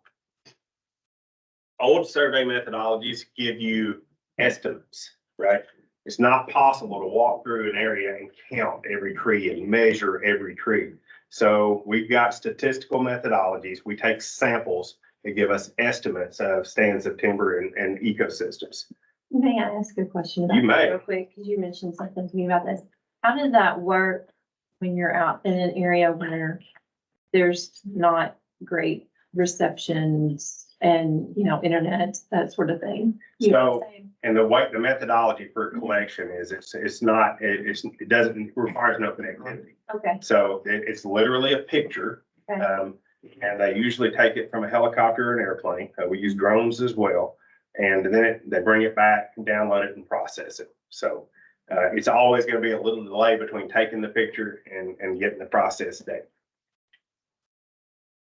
There are some ground-based LiDAR applications as well. So it's possible to fly over with a helicopter and take the LiDAR imagery and then walk along the ground with a backpack LiDAR and take imagery from the ground as well. Okay, I want this. This is why I'm showing it to you. Just a quick, couple of quick examples of what kind of data you get with LiDAR that hasn't been historically possible. So you collect what's called a point cloud with the LiDAR cameras, and that camera can see the forest canopy, can see the trees growing out of the ground, but it can also see the ground. And so it enables things like archaeology. You can see things that were previously unknown, and you didn't have a clue it was out there because you can't see it because of the forest cover. Can't see it from a helicopter. You can't see it walking across it, but when you get the LiDAR, you can see it. One quick war story on that, and to underscore that it's very possible, is when I was working in Mississippi, our fire shop was dinking around one day with a new LiDAR camera on a drone. They were attempting to see if they could model or capture some data that would let them do fuels modeling, like, how much wildland fuel is on in this area. When they got the data processed, they see this linear feature on the ground, and they're like, what the heck is this? And so it laid around for a month, and then finally the forest archaeologist sees this imagery. I think they were just showing what the camera could do. And he said, what is that? And then he realized that was a long lost portion of the Trail of Tears that had been missing and searched for 40 or 50 years. I've been looking for this. And on the ground, when they got out there, you could not see it. But the LiDAR was sensitive enough that it could detect millimeter differences, and it could see that little dip in the ground where all the foot traffic had gone through and compacted the soil. So pretty powerful stuff. Does leaf coverage affect that? It will. So yes, it will. So for the most detail, you would obviously want to fly a leaf on and then a leaf off image, and then combine those and get the best information. There's also some tricks they can do with satellite imagery. They overlay a leaf on information on top of the LiDAR data and get some estimates with that. Hey, Jim, if I can clarify, I think also what about leaf cover on the ground? Oh, you talking about leaf fall on the ground? No, I was actually speaking of the canopy. Okay. Yeah, I don't know that it's sensitive enough to see like leaf fall on the ground, but definitely it can see canopy cover on the trees. So what you get with LiDAR data is, it's sensitive enough to tell you what kind of tree that is, how big that tree is, and where it's at on the earth. For the first time in history, it's literally possible to say how many trees are growing on land between the lakes and what kind they are. Pretty impressive technology. Hey, Jim, will it also tell you if that tree is stressed, Yes, like, Yes, it drought will. or anything like that? it will. It can, absolutely. So they've got some filter applications that they can, algorithms they can run through that basically make the LiDAR see like an insect might see. It's looking for minute differences in light reflections to tell whether a tree is unhealthy or not. Because boring insects are going to go for unhealthy trees, and they have that capability, so they can trick the camera and make it show us unhealthy trees. So it could be a good tool to monitor the spread of an insect. Yep, absolutely, with one exception, processing time. It takes about a year, 14 months to process a data set of this size. Okay. All right, so moving on from LiDAR, we've got some pressing issues here. We've been talking about them, a lot of them, most of them. So just to spell them out, just so, I'm being very transparent with y'all. I think the tornado recovery is what is a pressing issue, falls into we got to do this category. Non-native invasive species. And I can't remember how that was said before. Oh yeah, keep the bad thing from happening. It seems to me like if we've got problems with non-native invasive species, that's a priority. And that's a bad thing that's happening, and we have a responsibility to deal with that. Age class structure, NRA wide. So this is getting out a little bit into, not quite as pressing because we do still have big, healthy trees out there. But what's the future look like for this forest ecosystem? We have to do something to get baby trees growing so that the ecosystem can replace itself. And then urban forestry, this is kind of a nuance that I'm only beginning now to sense, but we've got some fairly major developed recreation areas here. Hillman, Piney, Wranglers, all of those campgrounds have for generation been cutting hazard trees out of the campground. So a tree dies or it gets tornado or lightning struck or something, and they cut it. And there's not been a lot of focus on reforesting those campgrounds. And I think there's a need to think about some urban forestry practices, getting healthy forest growing back in those campgrounds. So list of things people don't like. I almost put me at the top of the list, but people don't like logging. They don't like temporary roads, or log landings or mud or exposed, darn sure don't like smoke. And I've been told they don't like revenue. So, these are challenges. These are things people don't like. And yet these are the exact things I'm saying need to be happening in some degree here. So hopefully you understand my challenge. Could you expand on your revenue, what that encompasses? Yeah, I'm well aware that there is LBL was not supposed to be a commercial resource. So when we say, so the Forest Service walked in and not understanding what was meant, what y'all meant was commercialization, development of resorts and such as that. And we walked in and started saying phrases like commercial timber sales, which was, culturally ingrained for us. And it's caused some friction. So that's what I mean. All right, so this is credit Davis Monger with Tennessee Heartwood. This is that video that I was telling you about. This aerial view of before and after the tornado damage. And think it does a pretty good job of giving you the spatial extent of it.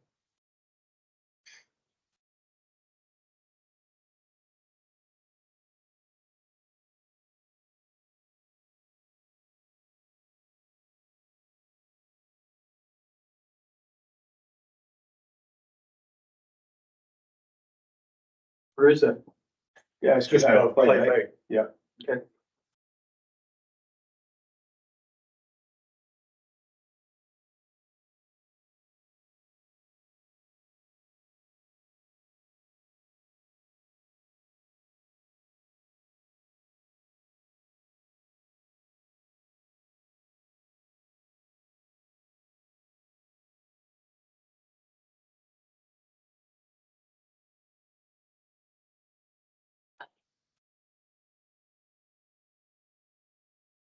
Think we got the picture? You know, one of the things we were trying to show on that was how far the area that was logged, how far out of the storm path it goes. So, yes, for however it transpired, yeah, the salvage logging operation, went forward based on damage classes. When you look at tornado damage, there's gonna be a variety of damage levels to each individual tree, right? Some are gonna be completely toppled, some are gonna be twisted and split, still standing. Some will be turned into telephone poles, and some will just have the upper branches broken off. And so I'm completely unprepared to absolutely agree that they were out of the damage zone. If so, I want to see it for sure. But all I'm going to say, I guess, David, is that I would have needed to have seen it to know whether those trees were damaged from I'm down on the ground and I'm a done tree perspective, all the way up to I've got 75% of my canopy knocked out and I'm a done tree, but I'm still standing here. So I was just looking in this, what's that? I was just looking in the new 2023 report on old growth forest, mature forest. And one of the things it talks about that identifies those is having the broken tops, the structural damage and things, because that creates habitat. It does. And also, as you keep logging it like that, you end up with even age stands, which chokes out all the baby trees underneath. Right. If you let it get to old growth forest, it says in this report from the Forest Service that it's more fire resilient.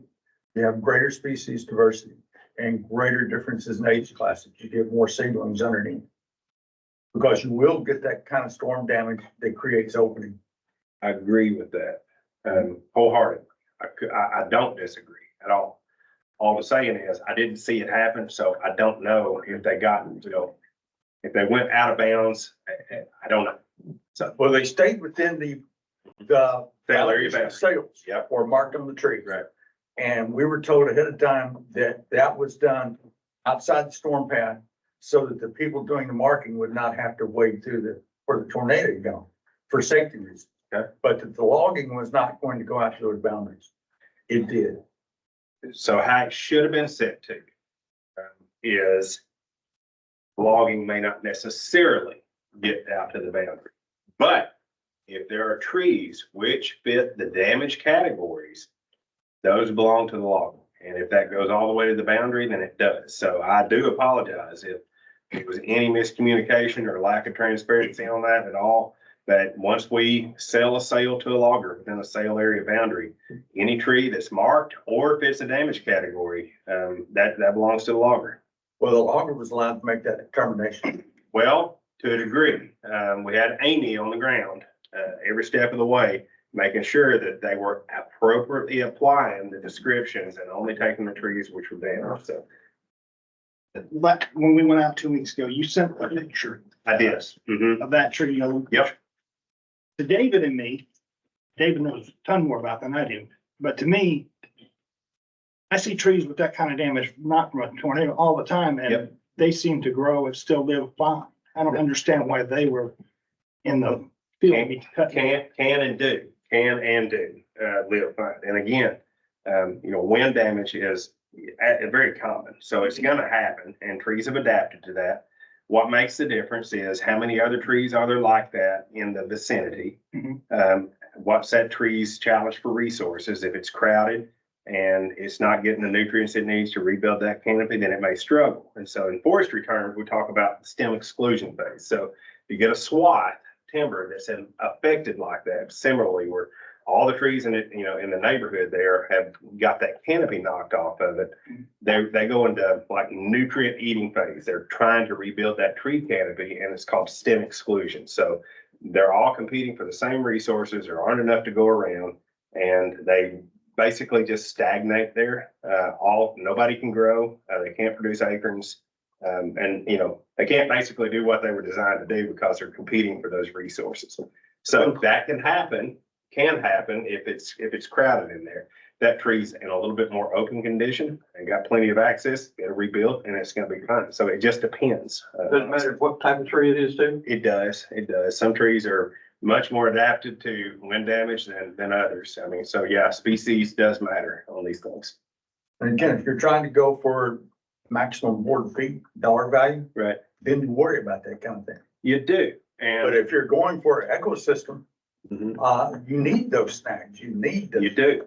as a matter of fact, there's criterion here about how many standing dead trees there have to be per acre. Per acre across LBL. He's spot on. So we have a responsibility to ensure that there are adequate standing dead trees on this NRA to meet the needs of snag dependent wildlife species. TVA log, and then when they marked timber, they marked a den tree too. Yep. Most places would have cut that down, but Yep. there was left there for a den tree. A lot of hollow trees and things like that were left for den trees. Trees that go. We don't always do everything perfectly, and there is no perfect decision. So I guess all I could try to attempt to do is convince you that we're trying. Honestly. Oh, it's me. What did you do? I'm trying to, I can't let Patrick call her to make the call. That's Sawyer, isn't it? And I can't let him. That was Sawyer, wasn't it? That is Sawyer. Yeah, I can't. Okay, go ahead. Let me. Okay, so a couple of my problems as the area supervisor is I'm not staffed for most of this. I'm not. My natural resource management staff is largely vacant. We're down to about 3 specialists. We got a NEPA planner, we have a silviculturist, and we've got a biologist, and Amy's leaving us. So I've got to staff up in order to meet these challenges. Got very limited data. I think if you added up all of my, the old type stand exam data, which gives me those forest metrics, I've got somewhere around 17,000 acres out of 170,000. Go ahead. That was you. I'm I don't want to get ahead of my social license. That's a Gifford Penn show maximum. What are people interested in? What's too much? What do you want to see? Want to make sure that I stay in step with my social license. And then ultimately got my strategy. And it's not just a natural resources strategy. I'm talking about all of the strategies together. We have a forest plan, but that's just, that's the direction we're headed. We got no strategy. We're going by train, we're going by truck, we're going on foot. What's the strategy? All right. Also, natural resources management isn't the only problem I've got, the only challenges in front of us. And I've got limited human resources that all need to be working on all of this stuff. So our maintenance contract is expiring, and we have to get that renewed. And again, that maintenance contractor accounts for at least a third of the workforce here. They get a lot of what we do here done, and we cannot afford to let that fall by the wayside. We have to make this happen. What is the length of those contracts? 5 years. However, we have to do this one now. We're earlier than the 5 years. And Greg will correct me if I'm missing anything, but we're earlier than the 5 years because of the amount of money that we're obligating to that maintenance contract. So we've exceeded our contracting officer warrant, or just about to.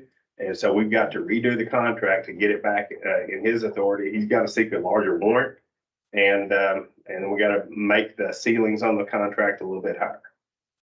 Did I say that all right?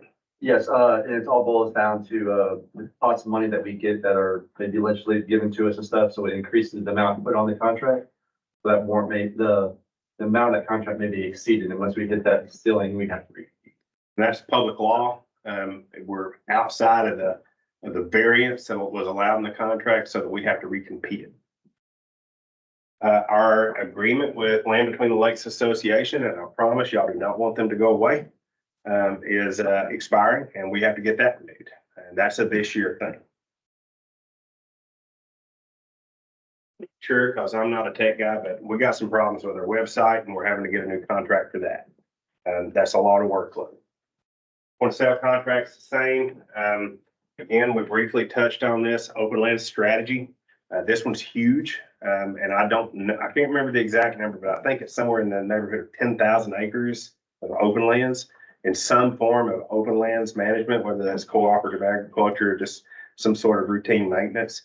So this is a big deal. It accounts for a massive percentage of the habitat work that we do on the NRA. And the strategy plan is somewhere between 20 and 30 years old.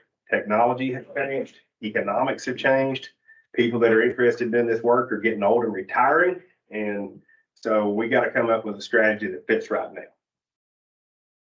Facilities management, always ongoing, and then business practices. Some of the stuff that I was talking earlier about with our strategic investment process and our meetings management processes.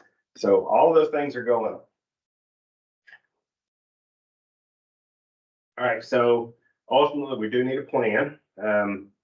And so staff and I agree that we've got limited abilities. We can only do so much. And so here's kind of our top 5 strategic priorities for the balance of the year. Got to get that contract in place. We've got to get that new agreement in place. We need to get that tornado recovery and environmental assessment began. And I need to acquire LiDAR. I want to acquire LiDAR because cost per acre, I can't do it any cheaper. The old fashioned way is putting foresters on the ground to go out and measure all this stuff. And the cost per acre is probably $15 to do something like that. I can get LiDAR under $3 an acre. So over a 10-year average, which is what that, oh, and the other thing with the foresters is it would take me 20 years to get through it all. So with LiDAR, I can do it for a fraction of the cost in 1 year.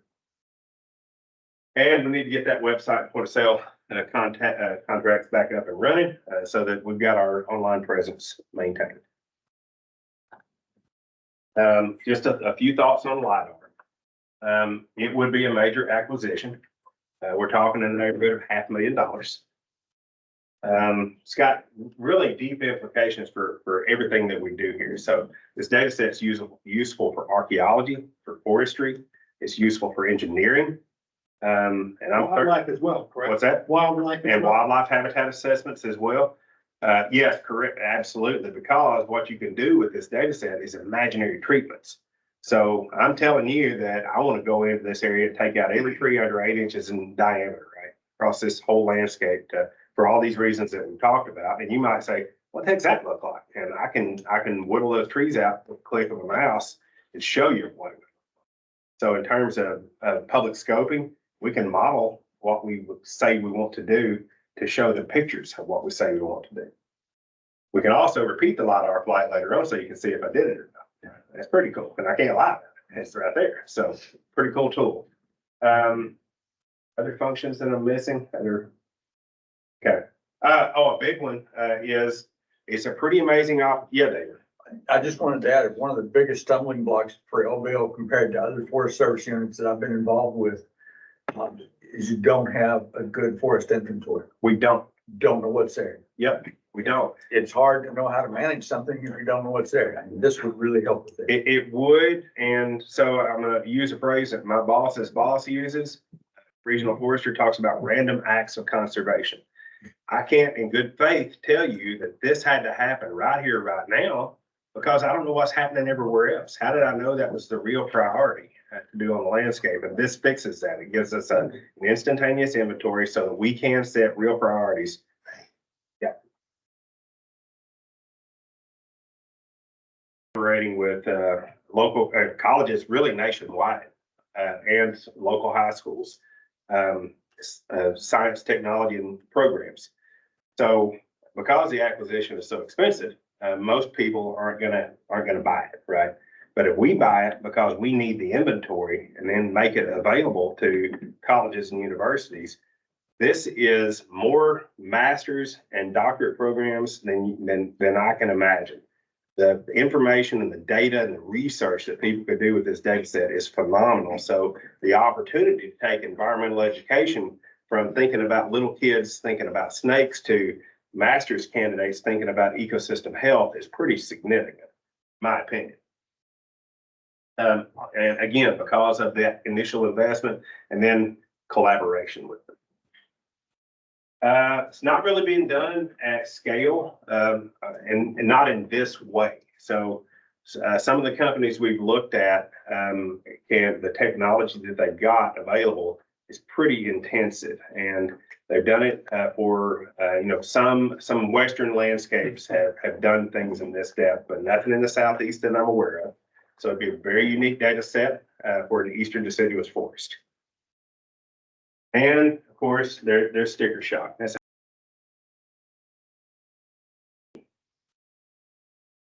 Is that one time $500,000 or? It's one time, it's repeatable anytime you want to give them some more money, of course. But we would need to think about how frequently, because it's got implications for forest monitoring as well, right? So you fly it now, you fly it 10 years from now, you can see the shift in the ecosystem. There's also an opportunity to do subsets. So we do it now, and then 3 years from now, we have a tornado. We can fly to just the tornado damaged area, or an insect outbreak. We can just fly that, and we can tell things. So most forests try to do an inventory every 10 years. That was the rule. I don't know anybody that actually accomplished it. Something always happens and takes people off their rotation. But the standard rule of thumb is forest inventory needs to occur every 10 years. The way they used to do that is the stand examiners, the foresters would, start on one end and they would do a big chunk, 10,000 acres. And next year they move to the next chunk. But that also is an older way of thinking. That's, kind of what you've alluded to. That's when your focus was on the timber resource and not necessarily on the ecosystem. They do get good data. It's useful for both outlooks, right? Obviously, but right behind the foresters would come the prescriptionist. So they look at the foresters' data and they prescribe treatments to, get from where we are to, what the forest plan says need to be here. And then they just keep chasing the foresters across the landscape. 10 years later, they start right back and do it all over again. With the LiDAR, the first payment, you're getting the whole ball of wax. Whole ball of wax. But how often are you supposed to have software updates? And is that included in the It's purchase? included. Data management is included, data housing and updates are all included. Okay. Yeah. So it's more of a service than just a product as well. So service and product. If you become an expert on using the LiDAR, could you possibly be able to acquire some of the money back by someone else that needs LiDAR? Like sell it? No, not, yeah, well. Perform. Do the performance. No, so to be clear, we're not looking at acquiring equipment to do this. We're looking at acquiring a service. And so a contractor would Come in. would collect this data and process it for us. That's the tip industry standard. That's how it's done. And you can have him do that whenever you want. Whenever we want. Yep. And the service, like you said, it's a $500,000 investment. That is for how long?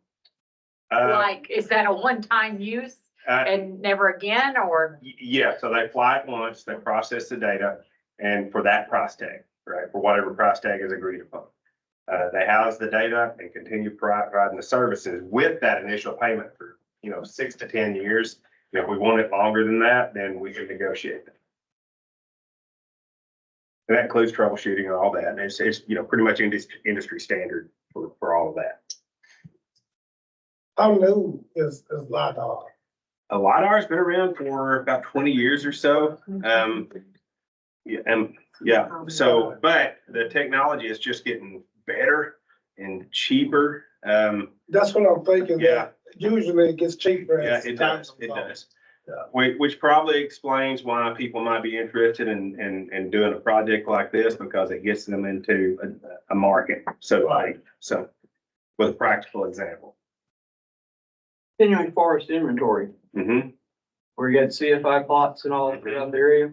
Is that what you're referring to as your inventory? That's the old way, right? Exactly. So you should have that data somewhere though. We do. It's all dated.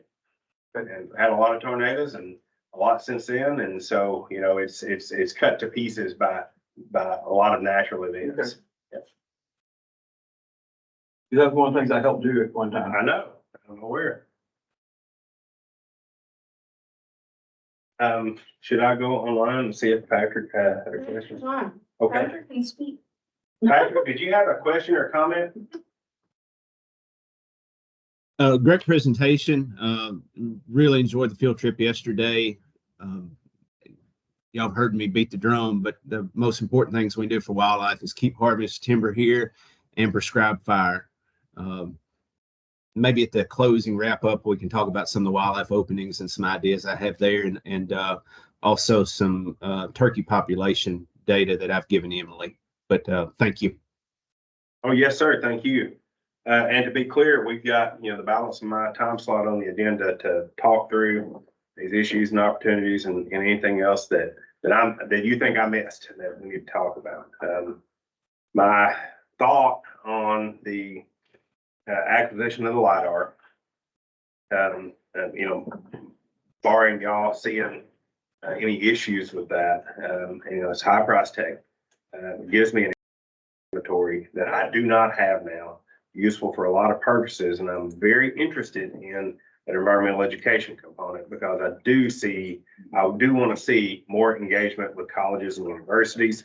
There's so much out there we can do. We can count the trees. We can tell how big they are. We can talk about carbon sequestration. We can talk about a lot of stuff, and there's a lot of room for research. And we can do virtual forestry with school groups. And so from that perspective, I believe that the Land Between the Lakes Trust Fund may be an adequate funding or an appropriate funding source for this acquisition. Would help with hog control. I think you could probably see hogs if they were running or something, but Yeah, they're gonna keep running. right.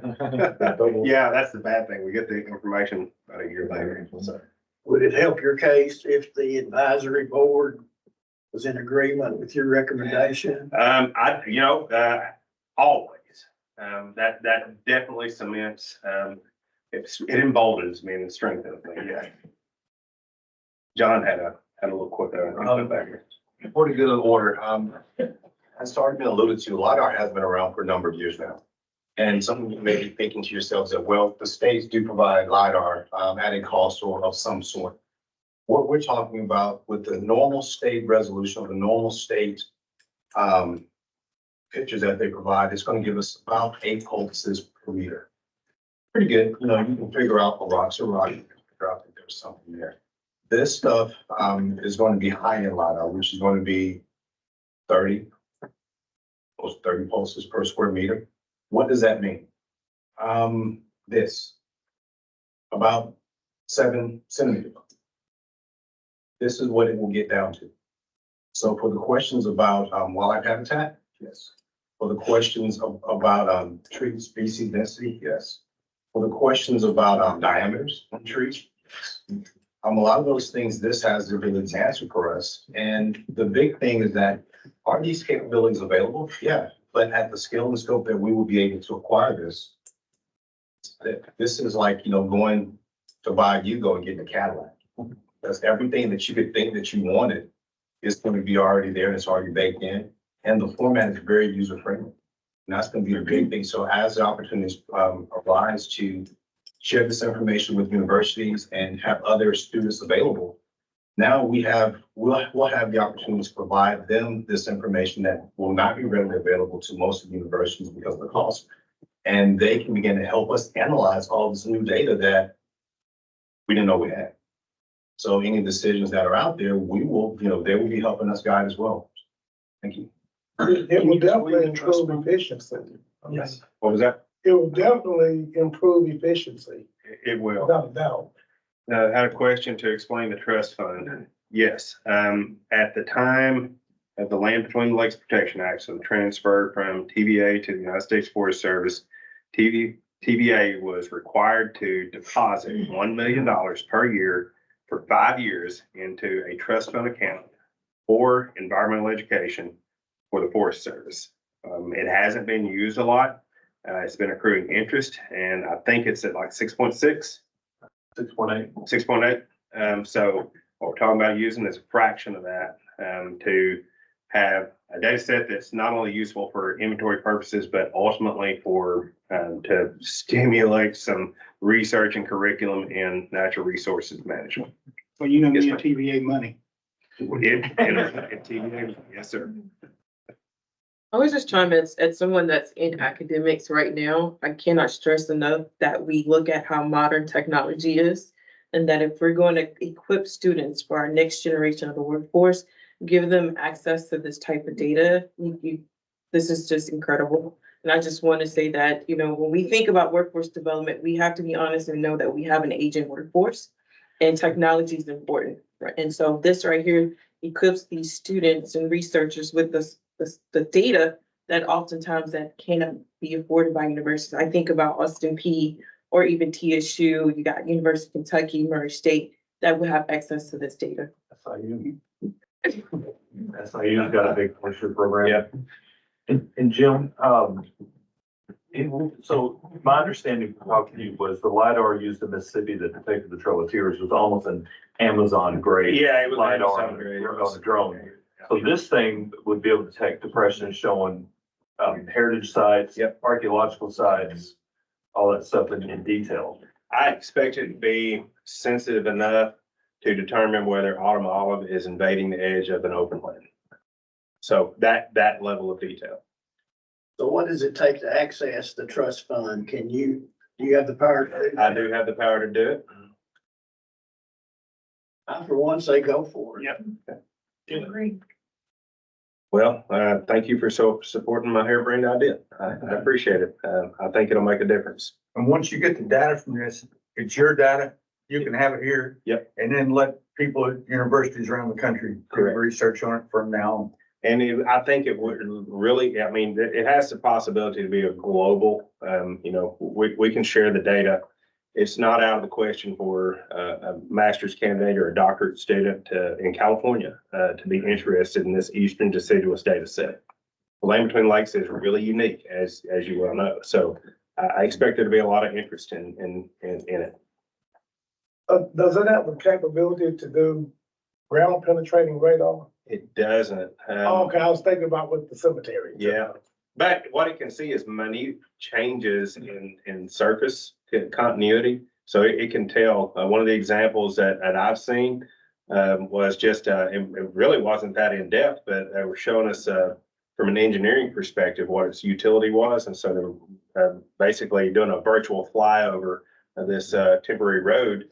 And they could see the spoils, the little pile of dirt on the side of the road from where they just installed a culvert. So it's pretty sensitive.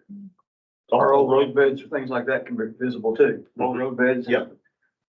Yeah, cemetery topography is, you know, very telling when you use LiDAR. So I don't need to look below the ground because the ground surface will tell you where each of those graves are. You'll find a whole lot of new graves a lot of times with LiDAR. Yeah, during the ArcGIS, just playing around with the Kentucky Geological Society's site, was using their LiDAR and you can strip away all the ground cover and I found cisterns and things out there. Yep. Just- And Chris mentioned that, you know, we don't know of any particular cities with like the Cherokee and the Shawnee and all of that. Would this detect some changes that maybe we don't know are there? Yeah, definitely. There's ways to see home sites, cities, whatever you could see with this amount of detail. We'd probably end up with, you know, 1,000 new archaeological sites. Pretty cool. Oh, sorry. If I could interject, just for purposes of the record, I saw people nod their heads, some said yes, but okay. Yeah, I just want to make sure there's not a lot of dissenting opinion, but if you do have that, it's definitely within your right to express it. We want to hear all opinions here. But not in agreement with the LiDAR. Moving Patrick online. Patrick, do you have any questions or comments about the LiDAR? Are you in favor? Who's the V up there? Who's the V? I guess. They're just observer, just like our audience here. Because that was Patrick Lemons, that's PL, right? Okay. That is, everybody's in agreement. Okay. All right. Thank you. I think it's pivotal. I think it's gonna change a whole lot for us. Now, a little separate question, just like last time, can we get your copy of that deck emailed to us? The slides? Yeah, absolutely. Absolutely. You know, my standard caveat that you present it and so you can provide the context with it. So. I think this is a good time. It's a little early. Yeah. But let's go ahead and take our break. It was scheduled for 2:45, but we'll take it now.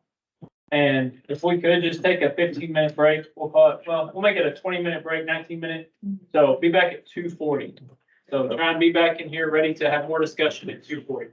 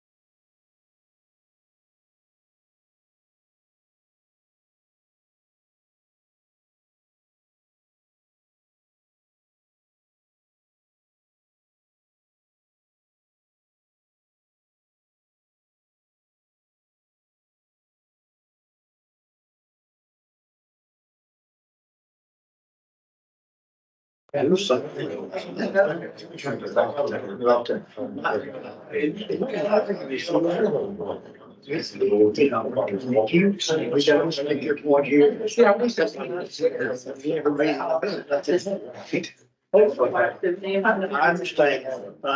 It's not appreciate your thinking. All right, folks, thank you for being prompt. We're gonna kick right back into it. So if you look at your agendas, you'll notice we're running pretty far ahead of schedule. So right now, we just took the break that was supposed to start 5 minutes from now. So I don't know if you want to call it a good thing or a bad thing, but it is a thing. The rest of this time that we had allocated for Jim, for his land and resources discussion was literally Q&A about the topics that he had. So obviously, the first thing I want to do, let's open the floor back up to his presentation specifically. So let's keep away from general topics right now. Specifically, in regards to his presentation, are there any comments or questions for Jim? Can you put the slide back up? Yeah. That had his, Got that posted on Um, the slide share? that had your priorities listed on there. um, One more. Just one, what about that? Yeah. The one you're referring to? So I can go into a little bit more depth. So in terms of already ongoing efforts, that eating my staff's time, the maintenance contract is already underway. We will have the new agreement with LBLA underway. We've got the resources we need. We just got to do it.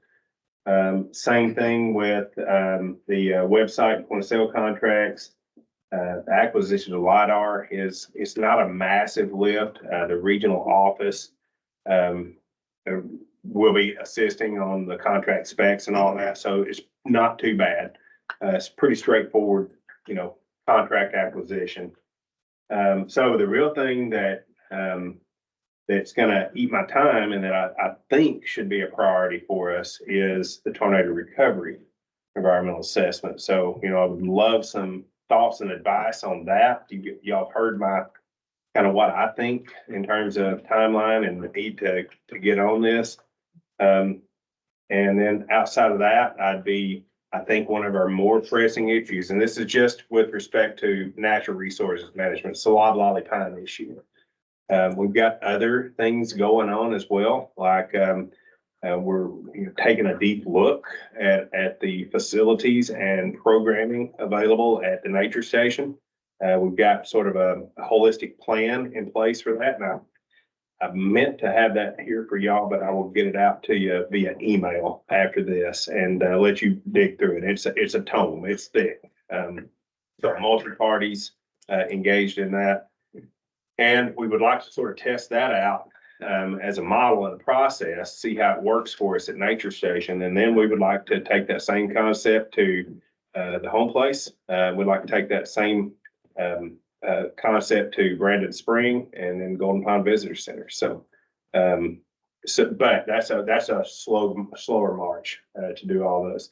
I think what we need to be thinking about is tornado recovery and the loblolly pine. Those seem to me like. What's your plan to get the loblolly pine and the other invasive species? What would you do? What do you need to do? Okay, so it's gonna depend.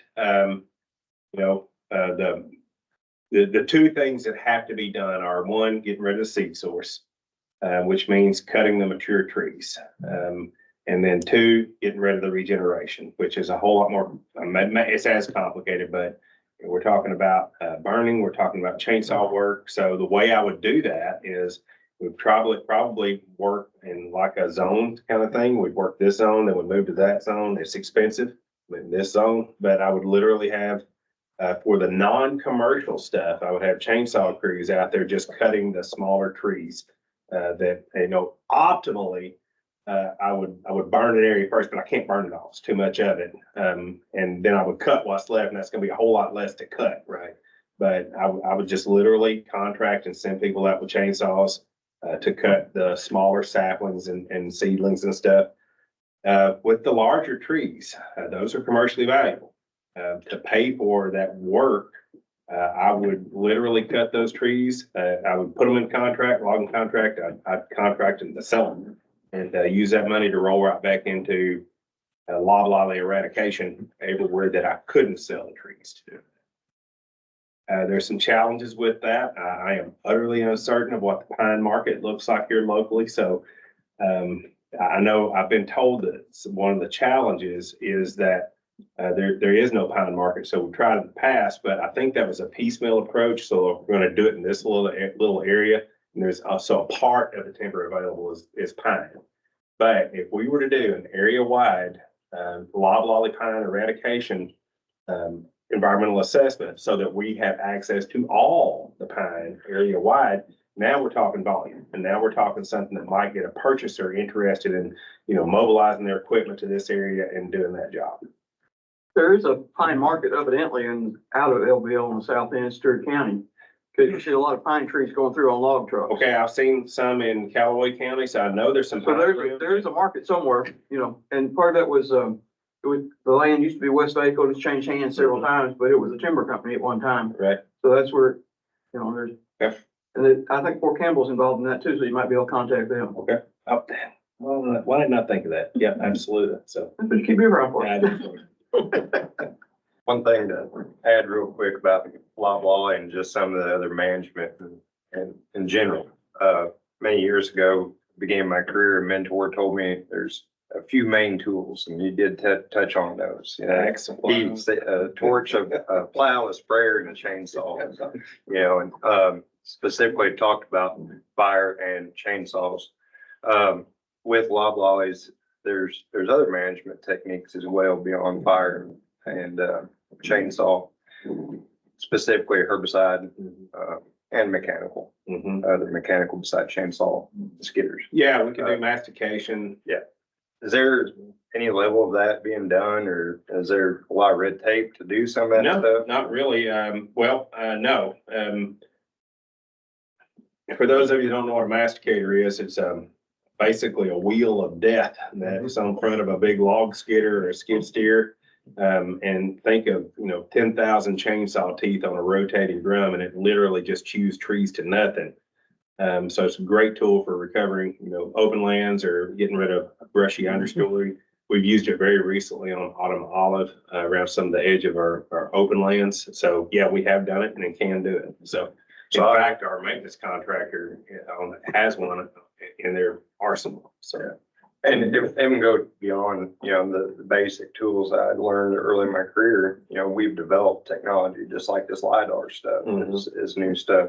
As far as like drone spraying, I'm thinking that this could be, but some of these isolated pockets of heavy loblollies. We can't, it's Forest Service has an outright moratorium on aerial application of herbicides. So yeah. Can you use a masticator in the tornado path? Say that again, Dave. Can you use a masticator in the tornado path? Yeah, we could. What I'm gonna say is that it's very expensive. So they're gonna quote you a rate based on how difficult the job is gonna be. That particular job is gonna be the biggest mastication equipment available. So the big skidders with the big mastication is to handle the size of the material. And it's probably gonna be $300+ per acre. Yep. They chew through their heads so quickly. They do. It's rough work. And they're like helicopters. So you operate an hour and 3 hours of maintenance. For some of that done at one time on, some open lands that had been allowed to grow up. Mhm. And that was probably in 2003, something like that, I Yep. think. That was, Alan White. Alan White, yeah, He it was. did a lot of it, yep. Yep. So I guess, I mean, my question, would be, what do y'all think of, marching forward with the tornado recovery EA? And then maybe simultaneously, a NEPA capacity is a little bit limited here. I've only got one poor NEPA planner, right there. And his job is coordinating the inputs. I've got one wildlife biologist, I've got one silviculturalist, and so what I'll have to do is reach out and grab help, and I got to pull that team together. But the concept of perhaps marching forward with a planning effort for loblolly removal simultaneously with a plan for the tornado recovery. Sounds reasonable to me. If you don't mind, just to kind of get some discussion going, I'd like to go around the table in a clockwise direction, just kind of share your thoughts or say, I'm good with it, or I'm not good with it, I have a question about it. Let me start with you, Mr. Mark. Yep, I'm fine with that. Yes. God, look forward to seeing the Okay. the study and proposals and having a comment period on it. Okay. And I'm in support. Same here. I agree. Like a good path to take and the right one. And so to be clear, what that launches me for is development of proposed actions for the tornado recovery, as well as loblolly removal. And the next step after that is a public engagement process and public input, and then we go through our analysis. Yeah, we kind of skipped Patrick. Oh, Patrick, we have any did. input? Yeah, green light here. Thanks, guys. Thank you. We have several educators on the board, and I think this is a great opportunity for, environmental education and outreach to the public. Does anybody have any ideas on how we could use this environmental assessment or the tornado recovery to reach out to local student population? Or if we should build that into to the recipe as well. I would say, just me speaking from the university that has limited capacity, especially like NEPA. If students can be involved and actually understand the process, I think that's a great tool. We don't have anyone on our faculty that specialize in EA or EIS or NEPA. So I think that's a pretty cool. We talk about action learning or experiential learning. So having students to actually be involved in a real life application of the things that they learned, I think it's invaluable. We'll still have some forestry programs, as far as timber and stuff like that, they do that.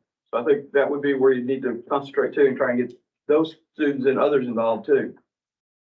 And they see that in the paper where they judge this or, this forestry. CDE, continuing to, with CDE, with 4-H and everything.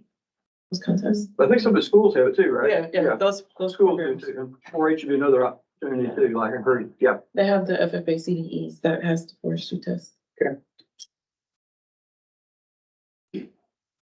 One of the things that we talked about as a staff not too long ago was, we've got our intern and apprenticeship program, which is phenomenal. Y'all met, some of our successful graduates from the program yesterday.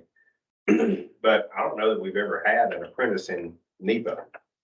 We've got that, we've got good resources here for training and mentoring, but it's a craft.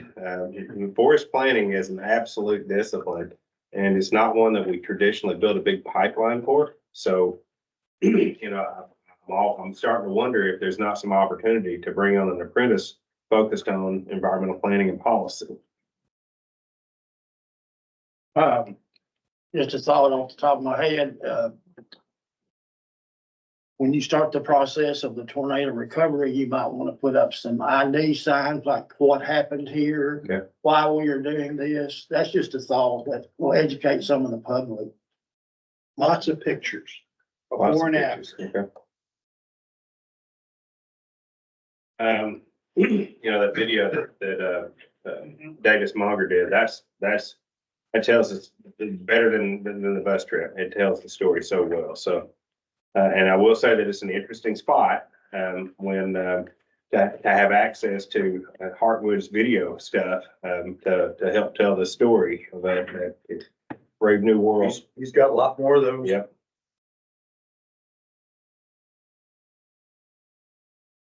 I think it's a good thing for the general public to know more about these anyway. I do as well. I do as well. If there is a comment period, there are how to read things.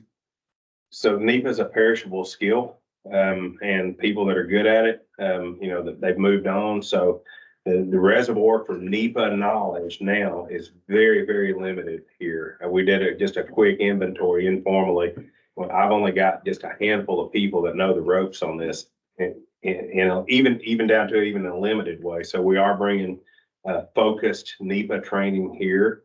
And I'm very glad to have your support for the tornado recovery, because we were going to use that as training material as well. But that's going to happen here in a couple of weeks. Regional office is bringing a team here to train up my staff on the NEPA process.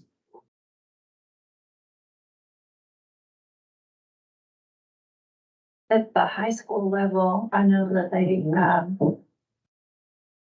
there's a need for more volunteer hours, because you cannot, in our state, you cannot share from one entity to another. So for example, used to, you could, my soccer girls could volunteer possibly at an FBLA and judge something, and it would count towards their soccer hours too, but now you can't let those things overlap. So there's a need for more volunteer hours. But then also, you know, if you were wanting to do some kind of junior apprenticeship or something like that, I know that there's high school kids that are always looking for, you know, the early release programs or the get to school a few hours late programs where they would possibly work, you know, a 6-hour day, but half of the day they would be at school and the rest of the half, they would be out in the field getting that. Okay.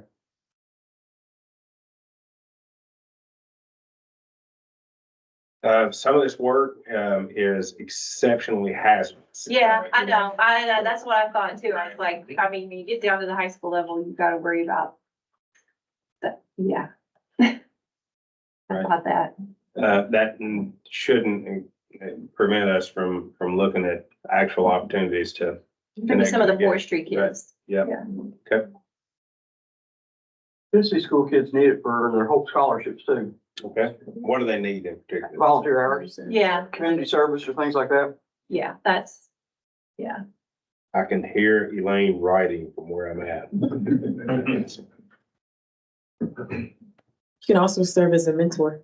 Yeah. For the Tennessee group. Well, I mean, even at places like the nature station, if they needed somebody to fill in, because somebody's got to be gone for a certain amount of time, somebody goes on maternity leave or something, you know, get someone from a high school that would come from there, and they would 3 hours of the school day they work, 3 hours after school.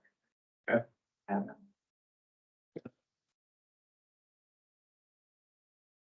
I think Jamie helped up the report, didn't you? What's that? At Nature Station, when you were a kid. A little bit. Yeah. Yeah. They babysit. Hmm? They babysit. That was the first time I'd ever touched a snake as a kid. And then I went on to be curator of reptiles at Birmingham Zoo. That sparked a whole career. I let all my kids this year, we got to, all of them in my entire class, if they wanted to. I was terrified. It was an Eastern hognose snake. I was terrified. And that broke it, and then I made a career out of it. Nature Station.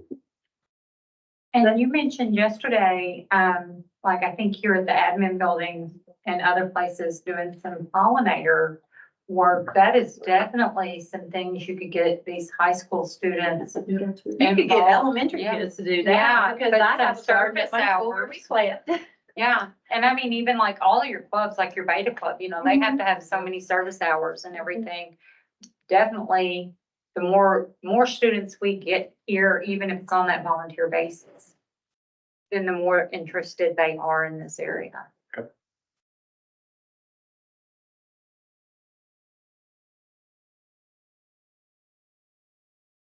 I'll shift gears a little bit. I know Jim talked in the beginning early on about different tools that we use for management. Did anyone have questions? I know he was going through his presentation. I never saw hands up. But anyone confused about some of those tools? When you do a fire, like you've been doing, how many people do you have?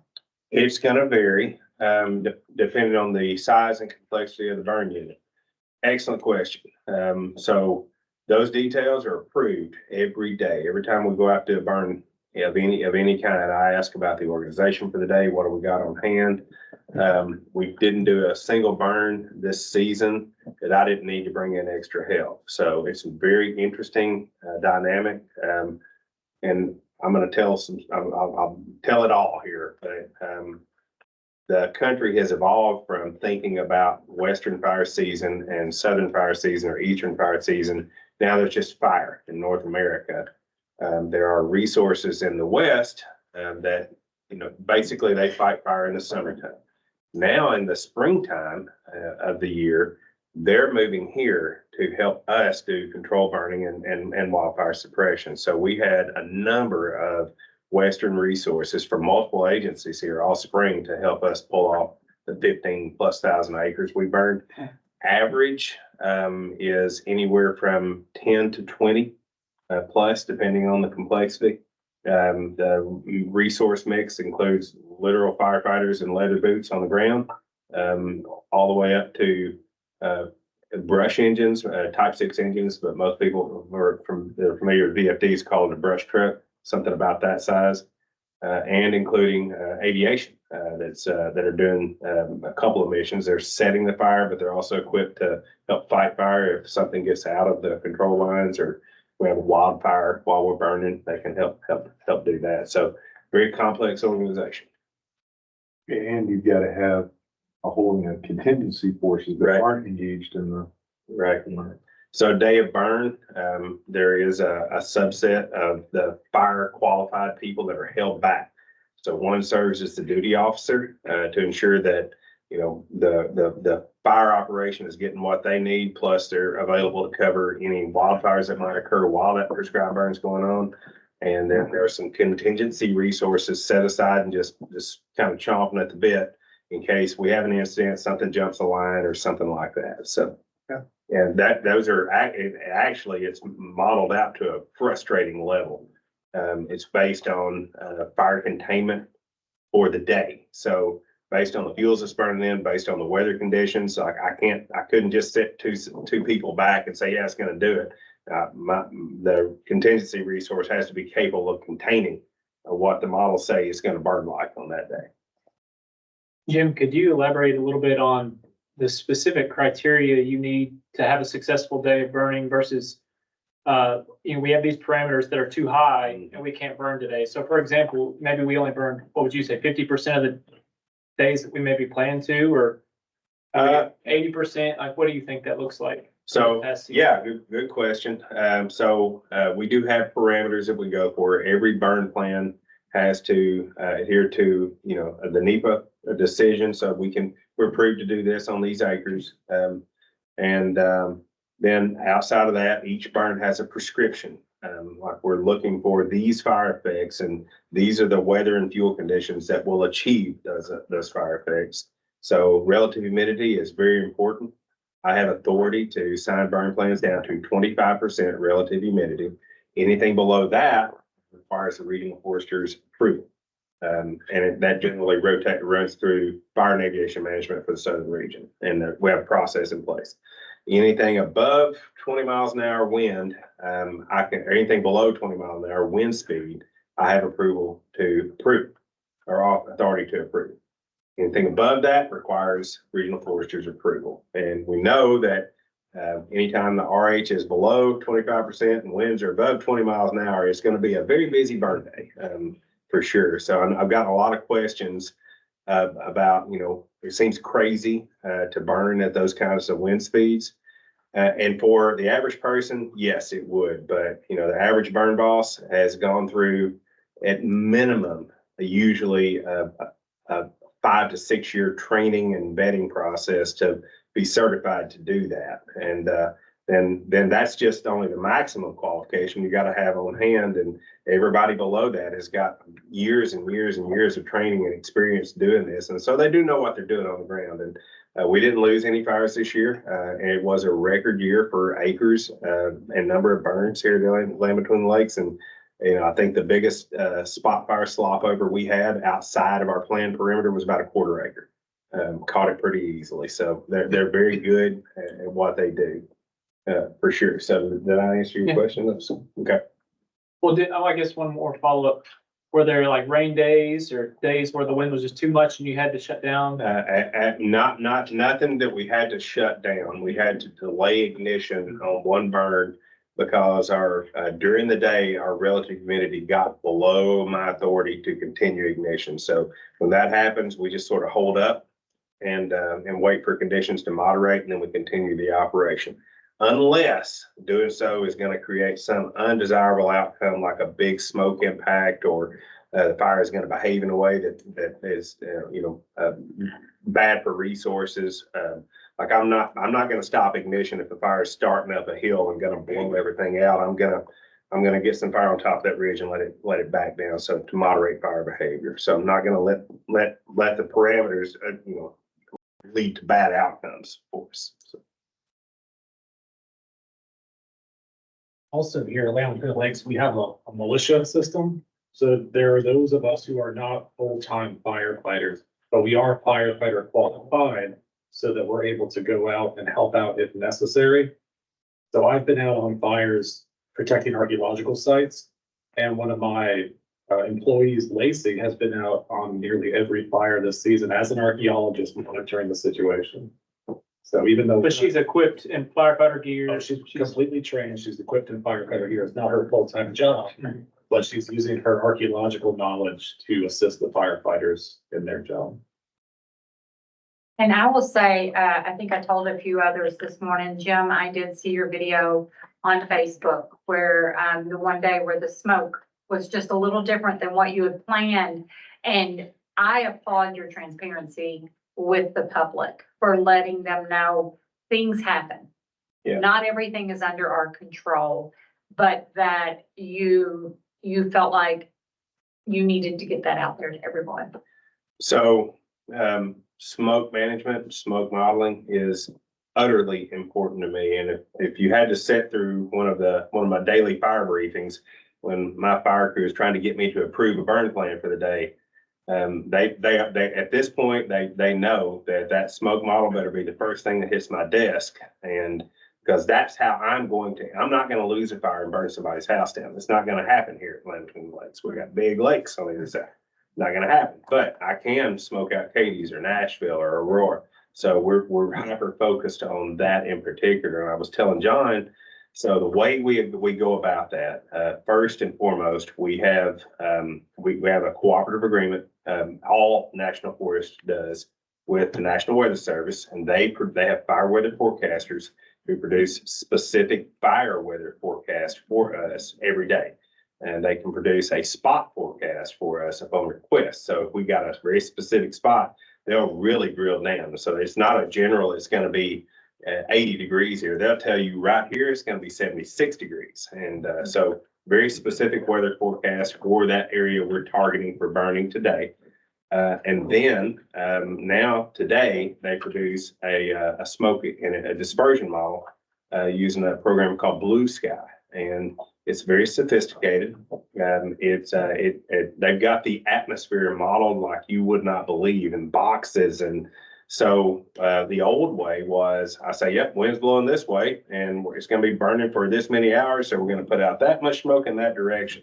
But you get 10 miles over here and the wind's no longer going that direction. It's coming from a different direction. So the new Blue Sky model actually shows you where that smoke will most likely go. So it goes this way, then it curves and it goes up this way. And it also models density. And so we should be able to, it's a great guess on like how thick the smoke will be, where. And so it's very helpful to us. The things we look for smoke dispersion are One, transport wind direction. Where is the smoke most likely to go at altitude?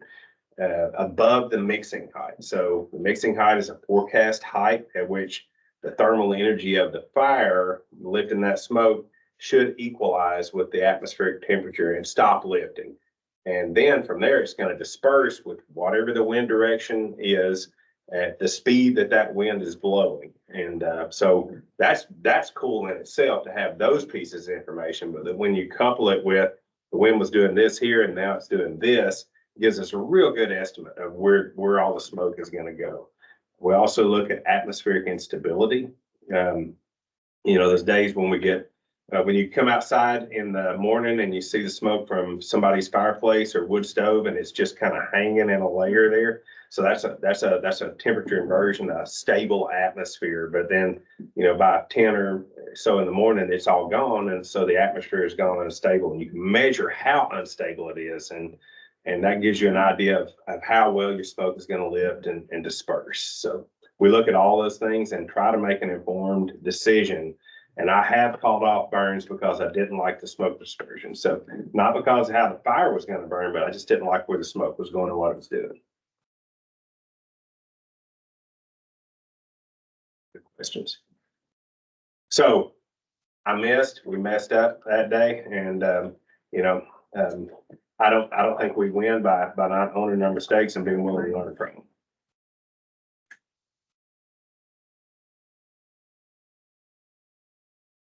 On Facebook? LBL's Facebook page? I've Like been you said down, earlier, go ahead, Lipsky. I've had enough questions. Go ahead. well, it's a little different, but, you talked about cane breaks. You read about Daniel Boone time period and there are acres and acres of cane breaks. And, there's some cane on LBL, There is. but, you may not want as much as there was at one time, but is there any reason to let some of that grow, expand those areas or? Absolutely. And to propagate it, I think probably. And so, the complete conversation is we got a couple of very imperiled ecosystems in North America. Like there's just not near as much of it as there once was. Prairie ecosystem is down to something like 2% of its historic dominance in North America, and cane breaks are down to about that as well. There aren't big extensive cane breaks in most places where they used to be. There are species new to science that are still being discovered in cane breaks. So it's a sort of a brand new thing. Very culturally important to Native Americans, very important ecologically. And yes, we've got opportunity, and I think it probably falls in under our open lands management strategy. Like we've got opportunities perhaps where some open lands are resistant to some forms of management. They may be very tolerant of restoration of cane break, but we got to take a deep look at all that. So soils matter a lot. Hydraulic regime matters a lot. And there is a wren that nests in them too. Yeah. That was one of the criteria of that too. Is limited habitat for them, but increasing that would help them too. Mark, you had a question? Yeah, okay, I remember. Driving down south yesterday, it was almost in certain areas where you burn a checkerboard type pattern. Mm-hmm. On the east side you burned, but then not on the west side. But you get down a little longer, then you're on the west side and you're not burning on the east side. What's the thought process? Is there a thought, or just that? Intentionality to that. Just my mind making something. No, that probably wasn't made up. If the pattern's there, it's there, but that wasn't planned. Okay. Yep. Good outcome, but not planned. I do determine where to burn. Yep. Great question. So one, there hasn't been a ton of intentionality to it. Honestly, David, it's, when we have existing NEPA to go for it. And that's one of the things that I want to impart some intentionality to. Need some data to be able to do that. I haven't felt like there's been a lot of harm with our lack of intentionality because I think it all needs it eventually. Most of it needs it eventually. So.